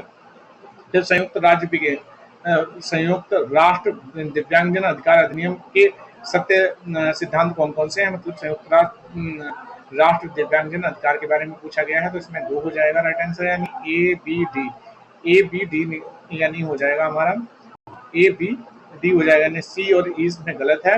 तो पहले सही देख लेते हैं। तो गैर भेदभाव अभेद होना चाहिए, सुगमता पहुंच होनी चाहिए। फिर हमारा क्या है, डी यानी अवसर की समानता होनी चाहिए, आंशिक सहभागिता और पृथककारी शैली नहीं होनी चाहिए। अगले प्रश्न पे चलते हैं, आत्मा की निम्नलिखित 4 स्थितियों को प्रथम से चतुर्थ तक व्यवस्थित करें। तो इसमें इसका राइट आंसर क्या हो जाएगा? 4 हो जाएगा, यानी सबसे पहले जागृत होगी, उसके बाद स्वप्न होगी, फिर डी यानी प्रज्ञा होगी, उसके बाद बी तुरीय हो जाएंगे। ठीक है। अगले प्रश्न पे चलेंगे, परामर्श के अधिगम सिद्धांत उपागम में निम्नलिखित कथनों में से कौन से असत्य हैं? तो असत्य पूछा गया, तो ए और सी इसमें असत्य है, यानी कौन कौन से? पेपेंस्की के अनुसार परामर्श का लक्ष्य परामर्श के व्यवहार को सशक्त करना है, और सी बोले तो आइजन परामर्श में अनुबंधन विधियों को व्यवहार थेरेपी के रूप में निर्देशित करते हैं। तो ये दोनों बातें इसमें से गलत हो जाएंगी। अगला प्रश्न है, किसी समस्या पर दक्षता निपुणता प्राप्त करने के लिए हमें प्रतिपुष्टि अवश्य प्राप्त करनी चाहिए। कि हम कैसा प्रदर्शन कर रहे हैं या कथन ब्रूनर के किस सिद्धांत से संबंधित, तो ये चतुर्थ सिद्धांत से संबंधित हो जाएगा। अगला है, कोई व्यक्ति उस अनुपात में बुद्धिमान होता है जितना वह अमूर्त चिंतन करने में सक्षम होता है। बुद्धिमत्ता की यह परिभाषा किसने दी है, तो टर्मन ने ये परिभाषा दी है। अगले प्रश्न पे चलेंगे। यहाँ पे सूची दी गई है, उनको आपस में मिलान करना, तो इनको देख लेते हैं। संज्ञान, संबंध, प्रणाली और रूपांतरण दिया है, तो इसका सही मैच है। इसका राइट आंसर 3 है, तो 3 के अकॉर्डिंग मिलाएंगे। ए में चौथा हो जाएगा संज्ञान यानी मान्यकरण ज्ञात करना। उसके बाद बी में तीसरा हो जाएगा संबंध, मतलब संकल्पनाओं के बीच संबंध, डायरेक्ट मिल रहा है इसमें कीवर्ड। उसके बाद सी में दूसरा हो जाएगा प्रणाली, यानी प्रणाली क्या हो, संबंधों का क्रम या वर्गीकरण। फिर है रूपांतरण, बौद्धिक अंतर्वस्तु को बदलना या पुनर्निर्मित करना, तो ये भी यहाँ से डायरेक्ट इसका कीवर्ड मिल रहा है। बहुत आसान प्रश्न है ये। अगला है स्वाट विश्लेषण, निम्नलिखित चरणों को व्यवस्थित कीजिए। मतलब स्वाट विश्लेषण में यानी strength, weakness, opportunity and threats जो सिद्धांत है उससे संबंधित है, तो इसको मिलाना है। तो इसको देख लेते हैं। इसका राइट आंसर 3 हो जाएगा, यानी ई विचार विमर्श और कारकों को सूचीबद्ध करना। फिर उसके बाद बी मुख्य कारकों को प्राथमिकता देना। फिर सी बाहरी कारकों का विश्लेषण करना। फिर ए रणनीतिक कार्रवाइयों को विकसित करना। फिर डी परिवर्तनों को कार्यान्वयन और निगरानी करना। इस प्रकार से ये मैच हो जाएगा। अगले प्रश्न पे चलेंगे। पोर्टफोलियो के बारे में कौन से कथन सत्य हैं, तो इसके बारे में हम बात कर लेते हैं। तो इसका राइट आंसर 4 हो जाएगा, यानी ए बी डी सही है। देख लेते हैं। पोर्टफोलियो में क्रमणिका या मानचित्र शामिल होते हैं, ठीक है। फिर उसके बाद पोर्टफोलियो में व्यवहार की प्राप्त चयनित प्रदर्शनकारी सामग्री का संकलन शामिल होता है तथा इसका साक्ष्य प्रदान किया जाता है, बिल्कुल सही बात है। और डी यानी पोर्टफोलियो में साक्ष्य का विमर्श करने वाली टिप्पणियां टीका सम्मिलित होती हैं, लेकिन सी इसमें गलत है। जो क्रिया है पोर्टफोलियो के सामान्यतः तार्किक रूप से कम वैधता और बहुत अधिक विश्वसनीयता शामिल होती है, तो ये बिल्कुल गलत बात इसमें दी गई है। चलिए अगले प्रश्न पे चल लेते हैं हम लोग। यहाँ पे मैचिंग करानी है। अलग अलग जो पाठ्यक्रम मूल्यांकन मॉडल हैं वो कब आए। टाइलर का है, स्टेक का है, स्टीवेंस का है और किर्कपैट्रिक का है। तो इसका राइट आंसर 3 है, यानी टाइलर का कब आया, 1949 में आया है। उसके बाद हमारा स्टेक का कब आया, तो 1967 में आया है। फिर हमारा स्टीवेंस का कब आया, 1991 में आया है। किर्कपैट्रिक का 1959 में आया है। चलिए आगे देखते हैं अगला प्रश्न। किसने कहा था पाठ्यचर्या उन सभी अनुभवों के लिए एक योजना या कार्यक्रम है जो शिक्षार्थी विद्यालय के निर्देशन में प्राप्त करते, तो इसका राइट आंसर ए हो जाएगा। ओलिव ने ऐसी बात को बोली थी। अगले प्रश्न पे चलें। कौन सा गुणात्मक शोध की विशेषता नहीं है, तो इसका राइट आंसर 3 हो जाएगा। सांख्यिकी के साथ आंकड़ों का विश्लेषण करना, ये नहीं है। अच्छा है कौन सी, किसी केंद्रीय घटना का अन्वेषण, विकास और समझ, शब्दों के आधार पर आंकड़ों का संकलन। फिर शोधकर्ता की विषयनिष्ठ पारदर्शिता का उपयोग करके रिपोर्ट लिखना, ये तीनों चीजें इसमें शामिल हैं। अगले प्रश्न पे चलेंगे। टाइलर का पाठ्यचर्या मूल्यांकन मॉडल निम्नलिखित 3 स्रोतों में से पाठ्यचर्या उद्देश्य प्राप्त करता है, तो इसका राइट आंसर ए हो जाएगा। विद्यार्थी, समाज और विषय वस्तु। अगले प्रश्न पे चलेंगे। सत्य कथन की पहचान करें, तो इसका राइट आंसर ए हो जाएगा। ए और डी इसमें सत्य हैं, तो बाकी सत्य हैं, यानी LMX सिद्धांत नेतृत्व का द्विकार्यीय सिद्धांत है। और दूसरा इसमें डी यानी सी प्रहलाद ने विश्व की निर्धनतम जनसंख्या की अवरोही बाजार संभावना को रेखांकित किया, तो ये 2 बातें सही हैं। गलत क्या क्या है इसमें देख लेते हैं। चरमान पूक युक्त विधियों का प्रकार है, ये भी बात गलत है। फिर सिक्स सिग्मा तकनीकें मुख्यतः मार्शल आर्ट्स में प्रयुक्त होती हैं, ये भी बात गलत है। उसके बाद हमारा जो है ई यानी फिडलर के आपातिक सिद्धांत के अनुसार हमेशा नेतृत्व की श्रेष्ठ शैली होती है, ये भी बात गलत है। अगले प्रश्न पे हम लोग चलेंगे। UNCRPD का कौन सा अनुच्छेद भेदभाव विरुद्ध अधिकार और गरिमा के सम्मान की भावना की वृद्धि हेतु जागरूकता बढ़ाने पर बल देता है, तो इसका राइट आंसर 2 हो जाएगा, यानी अनुच्छेद 8 हो जाएगा। अगला हमारा प्रश्न है। अरुच के अनुसार पाठ्यचर्या विकास के चरणों को व्यवस्थित कीजिए, तो इसका राइट आंसर ए हो जाएगा, यानी बी सबसे पहले लक्ष्य और उद्देश्य का निर्धारण करेंगे। फिर सी यानी आवश्यकता का आकलन करेंगे। फिर ए अंतर्वस्तु आएगी। फिर ई यानी कार्यान्वयन होगा। फिर डी मूल्यांकन हो जाएगा। अगला हमारा जो क्वेश्चन है, रेटिंग पैमाने द्वारा विद्यार्थियों के मूल्यांकन में रेटिंगकर्ताओं शिक्षकों द्वारा की जाने वाली बहुत सामान्य स्थिति नियत त्रुटि हैलो प्रभाव है, या त्रुटि सबसे पहले चेल्स द्वारा 1907 में उल्लेखित की गई थी तथा थॉर्नडाइक 1920 द्वारा इसे यह नाम दिया गया था। हेलो प्रभाव किसने नाम दिया था? तो थॉर्नडाइक ने 1920 में ये नाम दिया था। पहचाना किसने था? तो पहचाना इसको वेल्स ने था। ठीक है, अगले प्रश्न पे चलेंगे। निम्नलिखित में से निम्नलिखित आयोग को उसके स्थापना वर्षों के अनुसार आरोही क्रम में लगाना है। तो इसका राइट आंसर हमारा एक हो जाएगा, यानी राष्ट्रीय शिक्षा आयोग, यानी जिसको हम क्या इसको बोलते हैं, राष्ट्रीय शिक्षा आयोग या कोठारी आयोग 1964 हो जाएगा। फिर उसके बाद सी राष्ट्रीय शिक्षा नीति 1986 हो जाएगा। उसके बाद हमारा डी यानी राष्ट्रीय सी है पहले, ई है, फिर सी है राष्ट्रीय शिक्षक आयोग। ठीक है, राष्ट्रीय शिक्षक आयोग जो 1983 में आया। उसके बाद हमारा डी हो जाएगा राष्ट्रीय शिक्षा नीति जो 1986 में आई। फिर हमारा बी राष्ट्रीय ज्ञान आयोग जो 1907 में आया। फिर न्यायमूर्ति वर्मा समिति जो 1912 में आई। अगले प्रश्न पे हम चलेंगे। पीसी के रूपरेखा द्वारा दी गई थी, तो पीसी के को किसने दी है? तो ली सुलमैन ने इसको दिया है।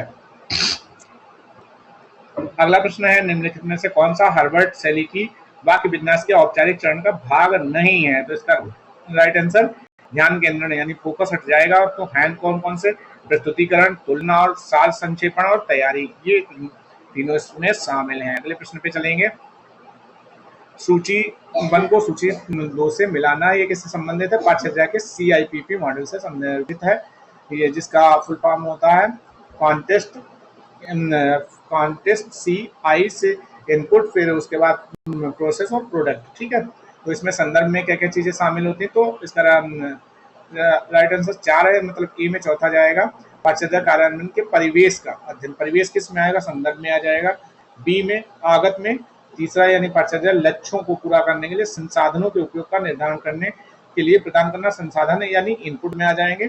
फिर उसके बाद प्रक्रिया के बारे में हम बात करेंगे, तो ये दूसरा हो जाएगा, यानी पाठ्यचर्या क्रियान्वयन को संबोधित करना जो पाठ्यचर्या योजना को नियंत्रित और प्रबंधित करेंगे, मतलब नियंत्रित प्रबंधित, मतलब जब कार्य होगा तो नियंत्रित प्रबंधित होगा, तो ये प्रक्रिया में आ जाएगा। उत्पाद में क्या? पाठ्यचर्या का निर्धारण, इच्छित लक्ष्यों की पूर्ति जो है, यानी ये डी में पहला आ जाएगा। अगले प्रश्न पे चलते हैं। अगला प्रश्न हमारा है, रोग 1974 द्वारा प्रदत्त प्रणालीगत उपागम के चरणों को व्यवस्थित करें। तो इसका राइट आंसर 4 हो जाएगा, यानी डी सबसे पहले आएगा, उद्देश्यों को परिभाषित करना। फिर सी आरंभिक व्यवहार निर्धारित करना। फिर ए समुचित रणनीतियों को विनिर्दिष्ट करना। फिर ई सामग्री, सहायक उपकरण और मीडिया को विनिर्दिष्ट करना। फिर बी हो जाएगा, यानी कार्मिक भूमिकाओं को परिभाषित करना और आवंटित करना इसमें शामिल हो जाएगा। अगला हमारा प्रश्न है, कौन सी डिजाइन व्यवहारिक गुणात्मक प्रक्रिया है जिसको शोधकर्ता सामान्य स्पष्टीकरण निर्मित करने में प्रयुक्त करते हैं तथा जो लोगों में प्रक्रिया, कार्रवाई अथवा अंतः क्रिया की ओर ले जाती है? तो इसका राइट आंसर 2 हो जाएगा, भूमित या ग्राउंडेड सिद्धांत जो है वो इसका राइट आंसर हो जाएगा।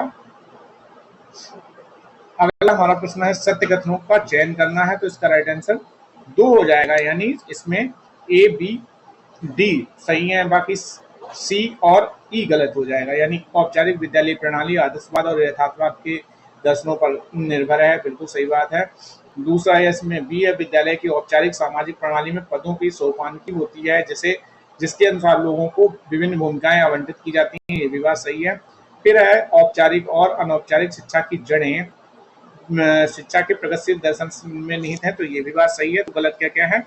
यथार्थवाद निश्चयात्मक पाठ्यचर्या की अनुशंसा नहीं करता, ये बात गलत है। और आदर्शवाद का विश्वास है कि शिक्षक की सहायता के बिना ज्ञान अर्जित किया जा सकता, तो ये दोनों बातें इसके बारे में गलत हैं। अगला है, किसने 2012 में एक्स मोक्ष शब्द गढ़ा था? तो इसका राइट आंसर 2 हो जाएगा, स्टीवन्स डाउन्स हो जाएंगे। अगला प्रश्न है, अंतःक्रिया विश्लेषण का निम्नलिखित में से कौन सा मॉडल मानता है कि गैर शाब्दिक संचार कक्षा में अंतःक्रिया के दौरान अधिक प्रभावी हो सकता है? तो इसका राइट आंसर चार्ल्स बॉल्वे हो जाएगा। अगले प्रश्न पे चलेंगे। निम्नलिखित में से कौन सा अनुदेशात्मक डिजाइन के रचनावाद सिद्धांत के बारे में सत्य नहीं है? तो इसका राइट आंसर 3 हो जाएगा, यानी शिक्षार्थी परिवेश से सूचना प्राप्त करता है, इसे बहुविध रीतियों से रूपांतरित करता है तथा ज्ञान अर्जित करता है जो अंततः स्मृति में भंडारित होता है। तो स्मृति में भंडारित होना, इसलिए ये नेगेटिव वर्ड है, इसलिए ये गलत हो जाएगा। बाकी सत्य कौन कौन से हैं? अधिगम अंतस्थम में बाह्य को प्रतिस्थन की विषय वस्तु है। उसके बाद शिक्षार्थी निकटस्थ परिवेश पर संगठन और नेतृत्व आरोपित करते हैं तथा यह प्रक्रिया में ज्ञान का सृजन करते हैं, ये भी बात सही है। और रचनावाद अच्छी तरह से विश्व में महसूस किया गया है क्योंकि अंततः यह सूचना पर संस्करण और गागने के सिद्धांतों जैसे अन्य आधारों पर विपरीतार्थ प्रतीत होता है, ये चीजें सही है। अगला प्रश्न है, निम्नलिखित में से कौन सा अभिलेख समावेशी शिक्षा की वकालत नहीं करता? तो इसका राइट आंसर क्या हो जाएगा? एक हो जाएगा राष्ट्रीय दिव्यांगता नीति 2006। बाकी इसमें हालांकि ये उस पर भी जा सकता है प्रश्न, शायद ये जो है चैलेंज भी हो जाए। अगले प्रश्न पे चलते हैं। निम्नलिखित में से कौन सा हर्षे व ब्लाइंड 1974 द्वारा प्रदत्त परिस्थिति जन्य नेतृत्व मॉडल के अनुसार अनुयायी या तत्परता तैयारी का चरण नहीं है? तो इसका राइट आंसर 3 हो जाएगा। लोगों को सक्षम लोग जो सक्षम है कि तो नेता की इच्छा के अनुसार कार्य करने के लिए अनिच्छुक अथवा अत्यधिक संकोची हैं, ये बात सही है। लेकिन हाँ 3 नंबर है, लोग जो प्रेरित हैं तथा समुचित कौशल धारण करते हैं, ये इसमें शामिल नहीं होंगे, बाकी चीजें इसमें शामिल हो जाएंगी। अगला प्रश्न है, रोजर के व्यक्तित्व सिद्धांत के अनुसार सही दृढ़ धारणाओं को पहचान करें। तो इसका right answer B C D हो जाएगा। देख लेते हैं। प्रत्यक्षीकरण किसी व्यक्ति के व्यवहार तथा दुनिया के उसके बोध दोनों को प्रभावित करता है, ये बात हो जाएगी। दूसरा है, यदि लोगों को शर्तहीन सकारात्मक सम्मान के साथ पालित पोषित किया जाए तो उनके अधिक प्रभावी रूप से कार्य करने की संभावना होती है, तो ये भी बात सही है। और डी, हम में से प्रत्येक एक आदर्श स्व होता है, तो ये भी बात सही है। 2 बातें इसमें गलत कौन कौन सी हैं उनको देख लेते हैं। स्वबोध रखने वाला जनसंख्या के स्वस्थतम 1% होते हैं, ये गलत बात है। प्रत्येक व्यक्ति जिसकी आत्म संकल्पनाएं उसकी भावनाओं और अनुभवों से सुमेलित होती हैं, उस सत्य के विरुद्ध अपनी रक्षा करनी चाहिए, ये भी बात इसमें गलत है। अगले प्रश्न पे चलते हैं। निम्नलिखित में से कौन सा कार्यक्रम मूल्यांकन और समीक्षा तकनीक पर्ट के बारे में सत्य नहीं है? तो इसका राइट आंसर 4 हो जाएगा। या प्रक्रिया उन्मुखी तकनीक है, ये बात गलत हो जाएगी। बाकी यानी तीनों बातें सही हैं। कौन कौन सी? या नेटवर्क मॉडल है, या एक परियोजना प्रबंधन उपकरण है, या एक सांख्यिकीय उपकरण है, ये तीनों बातें इसके बारे में सत्य हो जाएंगी। अगला प्रश्न है, कौन सा समावेशी उपागम से संबंधित नहीं है? तो इसका राइट आंसर 2 नैदानिक जो है इसमें नहीं होगा। बाकी सुमान्यता, व्यक्तिपरकता और सर्वांगीणता इसमें शामिल हो जाएंगे। अगला है, इसमें मैच करना है शिक्षकों की भर्ती और नियुक्ति 2020 किसके बारे में ये दिया गया है? एनईपी 2020 के बारे में दिया गया है, यानी शिक्षकों की भर्ती और नियुक्ति। तो इसमें क्या है? तीसरा हो जाएगा, स्थानांतरण बहुत विशेष परिस्थितियों में होंगे। सेवा परिवेश और संस्कृति, यानी इसका चौथा हो जाएगा। विद्यालय परिवेश परामर्शदाता प्रशिक्षित सामाजिक कार्यक्रमों और तकनीकों एवं सहायक स्टाफ इत्यादि साझा कर सकते हैं। उसके बाद सी में पहला हो जाएगा, यानी सतत परिवेश विकास, यानी मंच विकसित किए जाएंगे ताकि शिक्षक विचार और सर्वोत्तम कार्य व्यवहार साझा कर सकें। फिर कैरियर प्रबंधन प्रगति, इसमें हमारा दूसरा, यानी कोई भी विद्यालय चरण किसी अन्य चरण की तुलना में अधिक महत्वपूर्ण नहीं माना जाएगा, ये हो जाएगा। फिर अगले प्रश्न पे चलते हैं। फेंडर की अंतःक्रिया विश्लेषण श्रेणी प्रणाली FIACS 10 श्रेणियां 1 से 10 तक से मिलाकर बनती हैं। प्रत्येक श्रेणी से प्रदत्त विवरण गतिविधि को बढ़ते क्रम में व्यवस्थित कीजिए। तो इसका राइट आंसर 2 हो जाएगा, यानी ई सबसे पहले प्रशंसा अथवा प्रोत्साहन, फिर ई बालकों के विचारों का उपयोग या स्वीकार करना, फिर हमारा ए प्रश्न पूछना, फिर बी व्याख्यान देना, फिर डी हमारा बालक संवाद आरंभन या शुरुआत इसमें शामिल है। फिर कार्यान्वयन कार्यक्रम POA 1992 में क्रियान्वयन हेतु विभिन्न विषयों से संबंधित कितने कार्यबल गठित किए गए थे? तो इसका राइट आंसर 3 हो जाएगा, यानी 22 इसका सही आंसर हो जाएगा। अगला है, संगठनात्मक विकास का असीमित परिवर्तन पुनः शीतित मॉडल किसके द्वारा दिया गया था, यानी फ्रीजिंग, डीप फ्रीजिंग के बारे में पूछ रहा है। तो ये हमारा किसका, कुर्ट लेविन के द्वारा दिया गया सिद्धांत है। फिर शैक्षणिक शोध में नैतिक सरोकार चिंता में शामिल है। नैतिक सरोकार में क्या क्या चीजें शामिल हैं, तो इसका राइट आंसर 2 हो जाएगा, यानी ए बी डी, यानी सूचित सहमत, फिर प्रतिभागी, डाटा की गोपनीयता, और डी साहित्यिक चोरी से बचना। शामिल क्या क्या नहीं, परिकल्पना समर्थन के लिए डाटा में हेरफेर तो करते ही हैं, प्रतिभागियों को भ्रामक सूचना प्रदान करना, तो ये भी इसमें शामिल नहीं है। अगले प्रश्न पे चलते हैं। शैक्षणिक शोध के निम्नलिखित चरणों को सही अनुक्रम में व्यवस्थित कीजिए। तो देख लेते हैं, शैक्षिक शोध होता है तो उसमें क्या चरण रहते हैं। सबसे पहले शोध समस्या की पहचान करते हैं, फिर संबंधित शोध और साहित्य की समीक्षा करते हैं, फिर सी यानी परिकल्पना निर्माण करते हैं, फिर बी डाटा संकलन करते हैं, फिर डी डाटा विश्लेषण और व्याख्या इसमें होता है। फिर अगला है निम्नलिखित शिक्षा के वित्त के लिए मांग कारकों के अंतर्गत कौन सा नहीं आता है, तो इसका राइट आंसर 3 धार्मिक कारक इसमें नहीं आएगा, जबकि जनसांख्यिकीय, आर्थिक और राजनीतिक कारक इसमें शामिल हो जाते हैं। अगला है, सूची दी गई है, इसको मिलाना है, जो है नियोजन, संगठन, कार्य, कर्मचारी वृत्तिकरण यानी स्टाफिंग, और निर्देशन यानी पोस्ट कॉर्प से ये क्वेश्चन लिया गया है। तो इसमें देख लेते हैं, इसका राइट आंसर 2 हो जाएगा, यानी नियोजन में जहां हम हैं और जहां हमें होना चाहिए के बीच के अंतर को कम करना या पाटना। फिर बी में तीसरा हो जाएगा, संगठन में प्रत्येक उपयोगी के साथ इसे प्रदान करना। फिर सी में चौथा हो जाएगा, यानी स्टॉपिंग में संगठन संरचना को प्रबंधित करना। और फिर हमारा डी में पहला हो जाएगा, निर्देशन संगठनात्मक प्रयोजनों को प्राप्त करने के लिए दक्षता से कार्य करने हेतु संगठन विधियों को सक्रिय करना। ठीक, अगला है, घटना क्रिया विज्ञानी विश्लेषण में केंद्रीय अंतर्दृष्टि है, तो इसका राइट आंसर ए हो जाएगा, साभिप्रायता का सिद्धांत।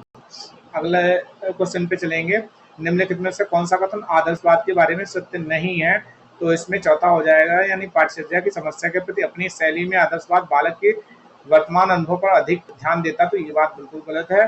सही क्या क्या है, पाठचर्या की योजना में आदर्शवाद किसी विषय को विशेष प्राथमिकता प्रदान करने के लिए तैयार नहीं होता। दूसरा है, आदर्शवाद शिक्षा के लक्ष्यों और उद्देश्यों के बारे में अधिक विमर्श करता है तथा युक्तियों, विधियों और संगठनों के बारे में कम विमर्श करता है। अगला है, व्यक्तिगत महानता के पुट वाले विषयों पर आदर्शवाद द्वारा अधिक बल दिया जाता है, तो ये बातें तीनों सही हैं।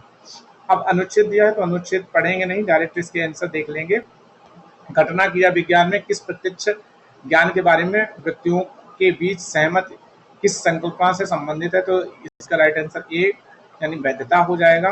दूसरा हमारा क्वेश्चन है, घटना क्रिया विज्ञान है, तो इसका राइट आंसर चौथा यानी शोधकर्ता के दृष्टिकोण पर निर्भर करता है, हो जाएगा। अगला हमारा प्रश्न है, किसी घटना क्रिया विज्ञान अध्ययन में, इसका राइट आंसर 3 यानी वैज्ञानिक परीक्षण प्रयुक्त होता है, हो जाएगा। और उसके बाद हमारा अगला है, मनोभौतिकी में, तो इसका राइट आंसर 3 कृत्यों के अधिक सीमित प्रत्युत्तर होते हैं, ये हो जाएगा। उसके बाद हम बात करते हैं अगले में, शोध के प्रति वैज्ञानिक शैली प्रकृति में सामान्यता वस्तुनिष्ठ होती है। उसके बाद अगले प्रश्न पे चलेंगे, समावेशी दर्शन का अर्थ है, तो इस चुनौती की परवाह किए बिना शिक्षक शिक्षार्थी की सहायता करता है। उसके बाद अगले प्रश्न पे हम चलेंगे, किसी दिव्यांग व्यक्ति द्वारा सामना की जा रही चुनौतियां अधिकांशतः किस पर निर्भर करती हैं, तो इसका राइट स्तर 2 हो जाएगा, दिव्यांगता के स्तर पे। अगले प्रश्न की हम बात करेंगे, निम्नलिखित में से कौन सा समावेशिता का भाग नहीं है, तो इसका राइट आंसर 1 हो जाएगा, दिव्यांगजनों के बारे में अधिक चिंतन। उसके बाद हम बात करेंगे अगले क्वेश्चन पे, समावेशी कक्ष होते हैं तो सभी शिक्षार्थियों पर केंद्रित होते हैं। अगला प्रश्न हम देखेंगे, जो अंतिम प्रश्न है कि शिक्षा में समावेशिता का अर्थ है, तो इसका राइट आंसर हो जाएगा, विशिष्ट समस्याओं के विशिष्ट समाधान। इस प्रकार से ये आपकी पूरी आंसर की यहाँ पे मैथ जो यूजीसी ने माना है उसके आधार पे समाप्त होती है। आशा करते हैं आपको ये चीज़ें समझ में आई होंगी, इसको एक बार आप लोग जरूर देखिएगा। और यदि आप लोग ये चाहते हैं कि ये जो पेपर है या अन्य इससे पहले जो पेपर हुए हैं उनको पूरा एक व्याख्या सहित, या जो अन्य पेपर हुए हैं उनको एक बार ऐसे और फिर व्याख्या सहित यहाँ पे आप लोगों को दिया जाए, तो अवश्य बताएं। मैं प्रयास करूंगा कि आप लोग को व्याख्यायित करते हुए, एक एक प्रश्न को डीप एनालिसिस करते हुए हम उसको एक्सप्लेन करते हुए वीडियो बनाएं और वो आप लोगों को हम उपलब्ध कराएं। और अगर आप ये चाहते हैं कि लाइव आप उसमें जुड़े, तो उसके लिए ये है कि आप चैनल को ज़्यादा से ज़्यादा सब्सक्राइब करें, अपने दोस्तों को शेयर करें, क्योंकि जब हमारे सब्सक्राइबर अच्छे हो जाएंगे, 100 सब्सक्राइबर हो जाएंगे, तभी हम लाइव क्लास ले पाएंगे। तो अगर आप ये चाहते हैं कि यहाँ पे लाइव भी कुछ चीज़ें बताई जाएं, तो आप लोगों का सहयोग ये होना चाहिए कि चैनल को ज़्यादा से ज़्यादा सब्सक्राइब करें। अगर वीडियो अच्छी लगती है तो उसको लाइक करें, अपने दोस्तों में शेयर करें। आप सभी का धन्यवाद।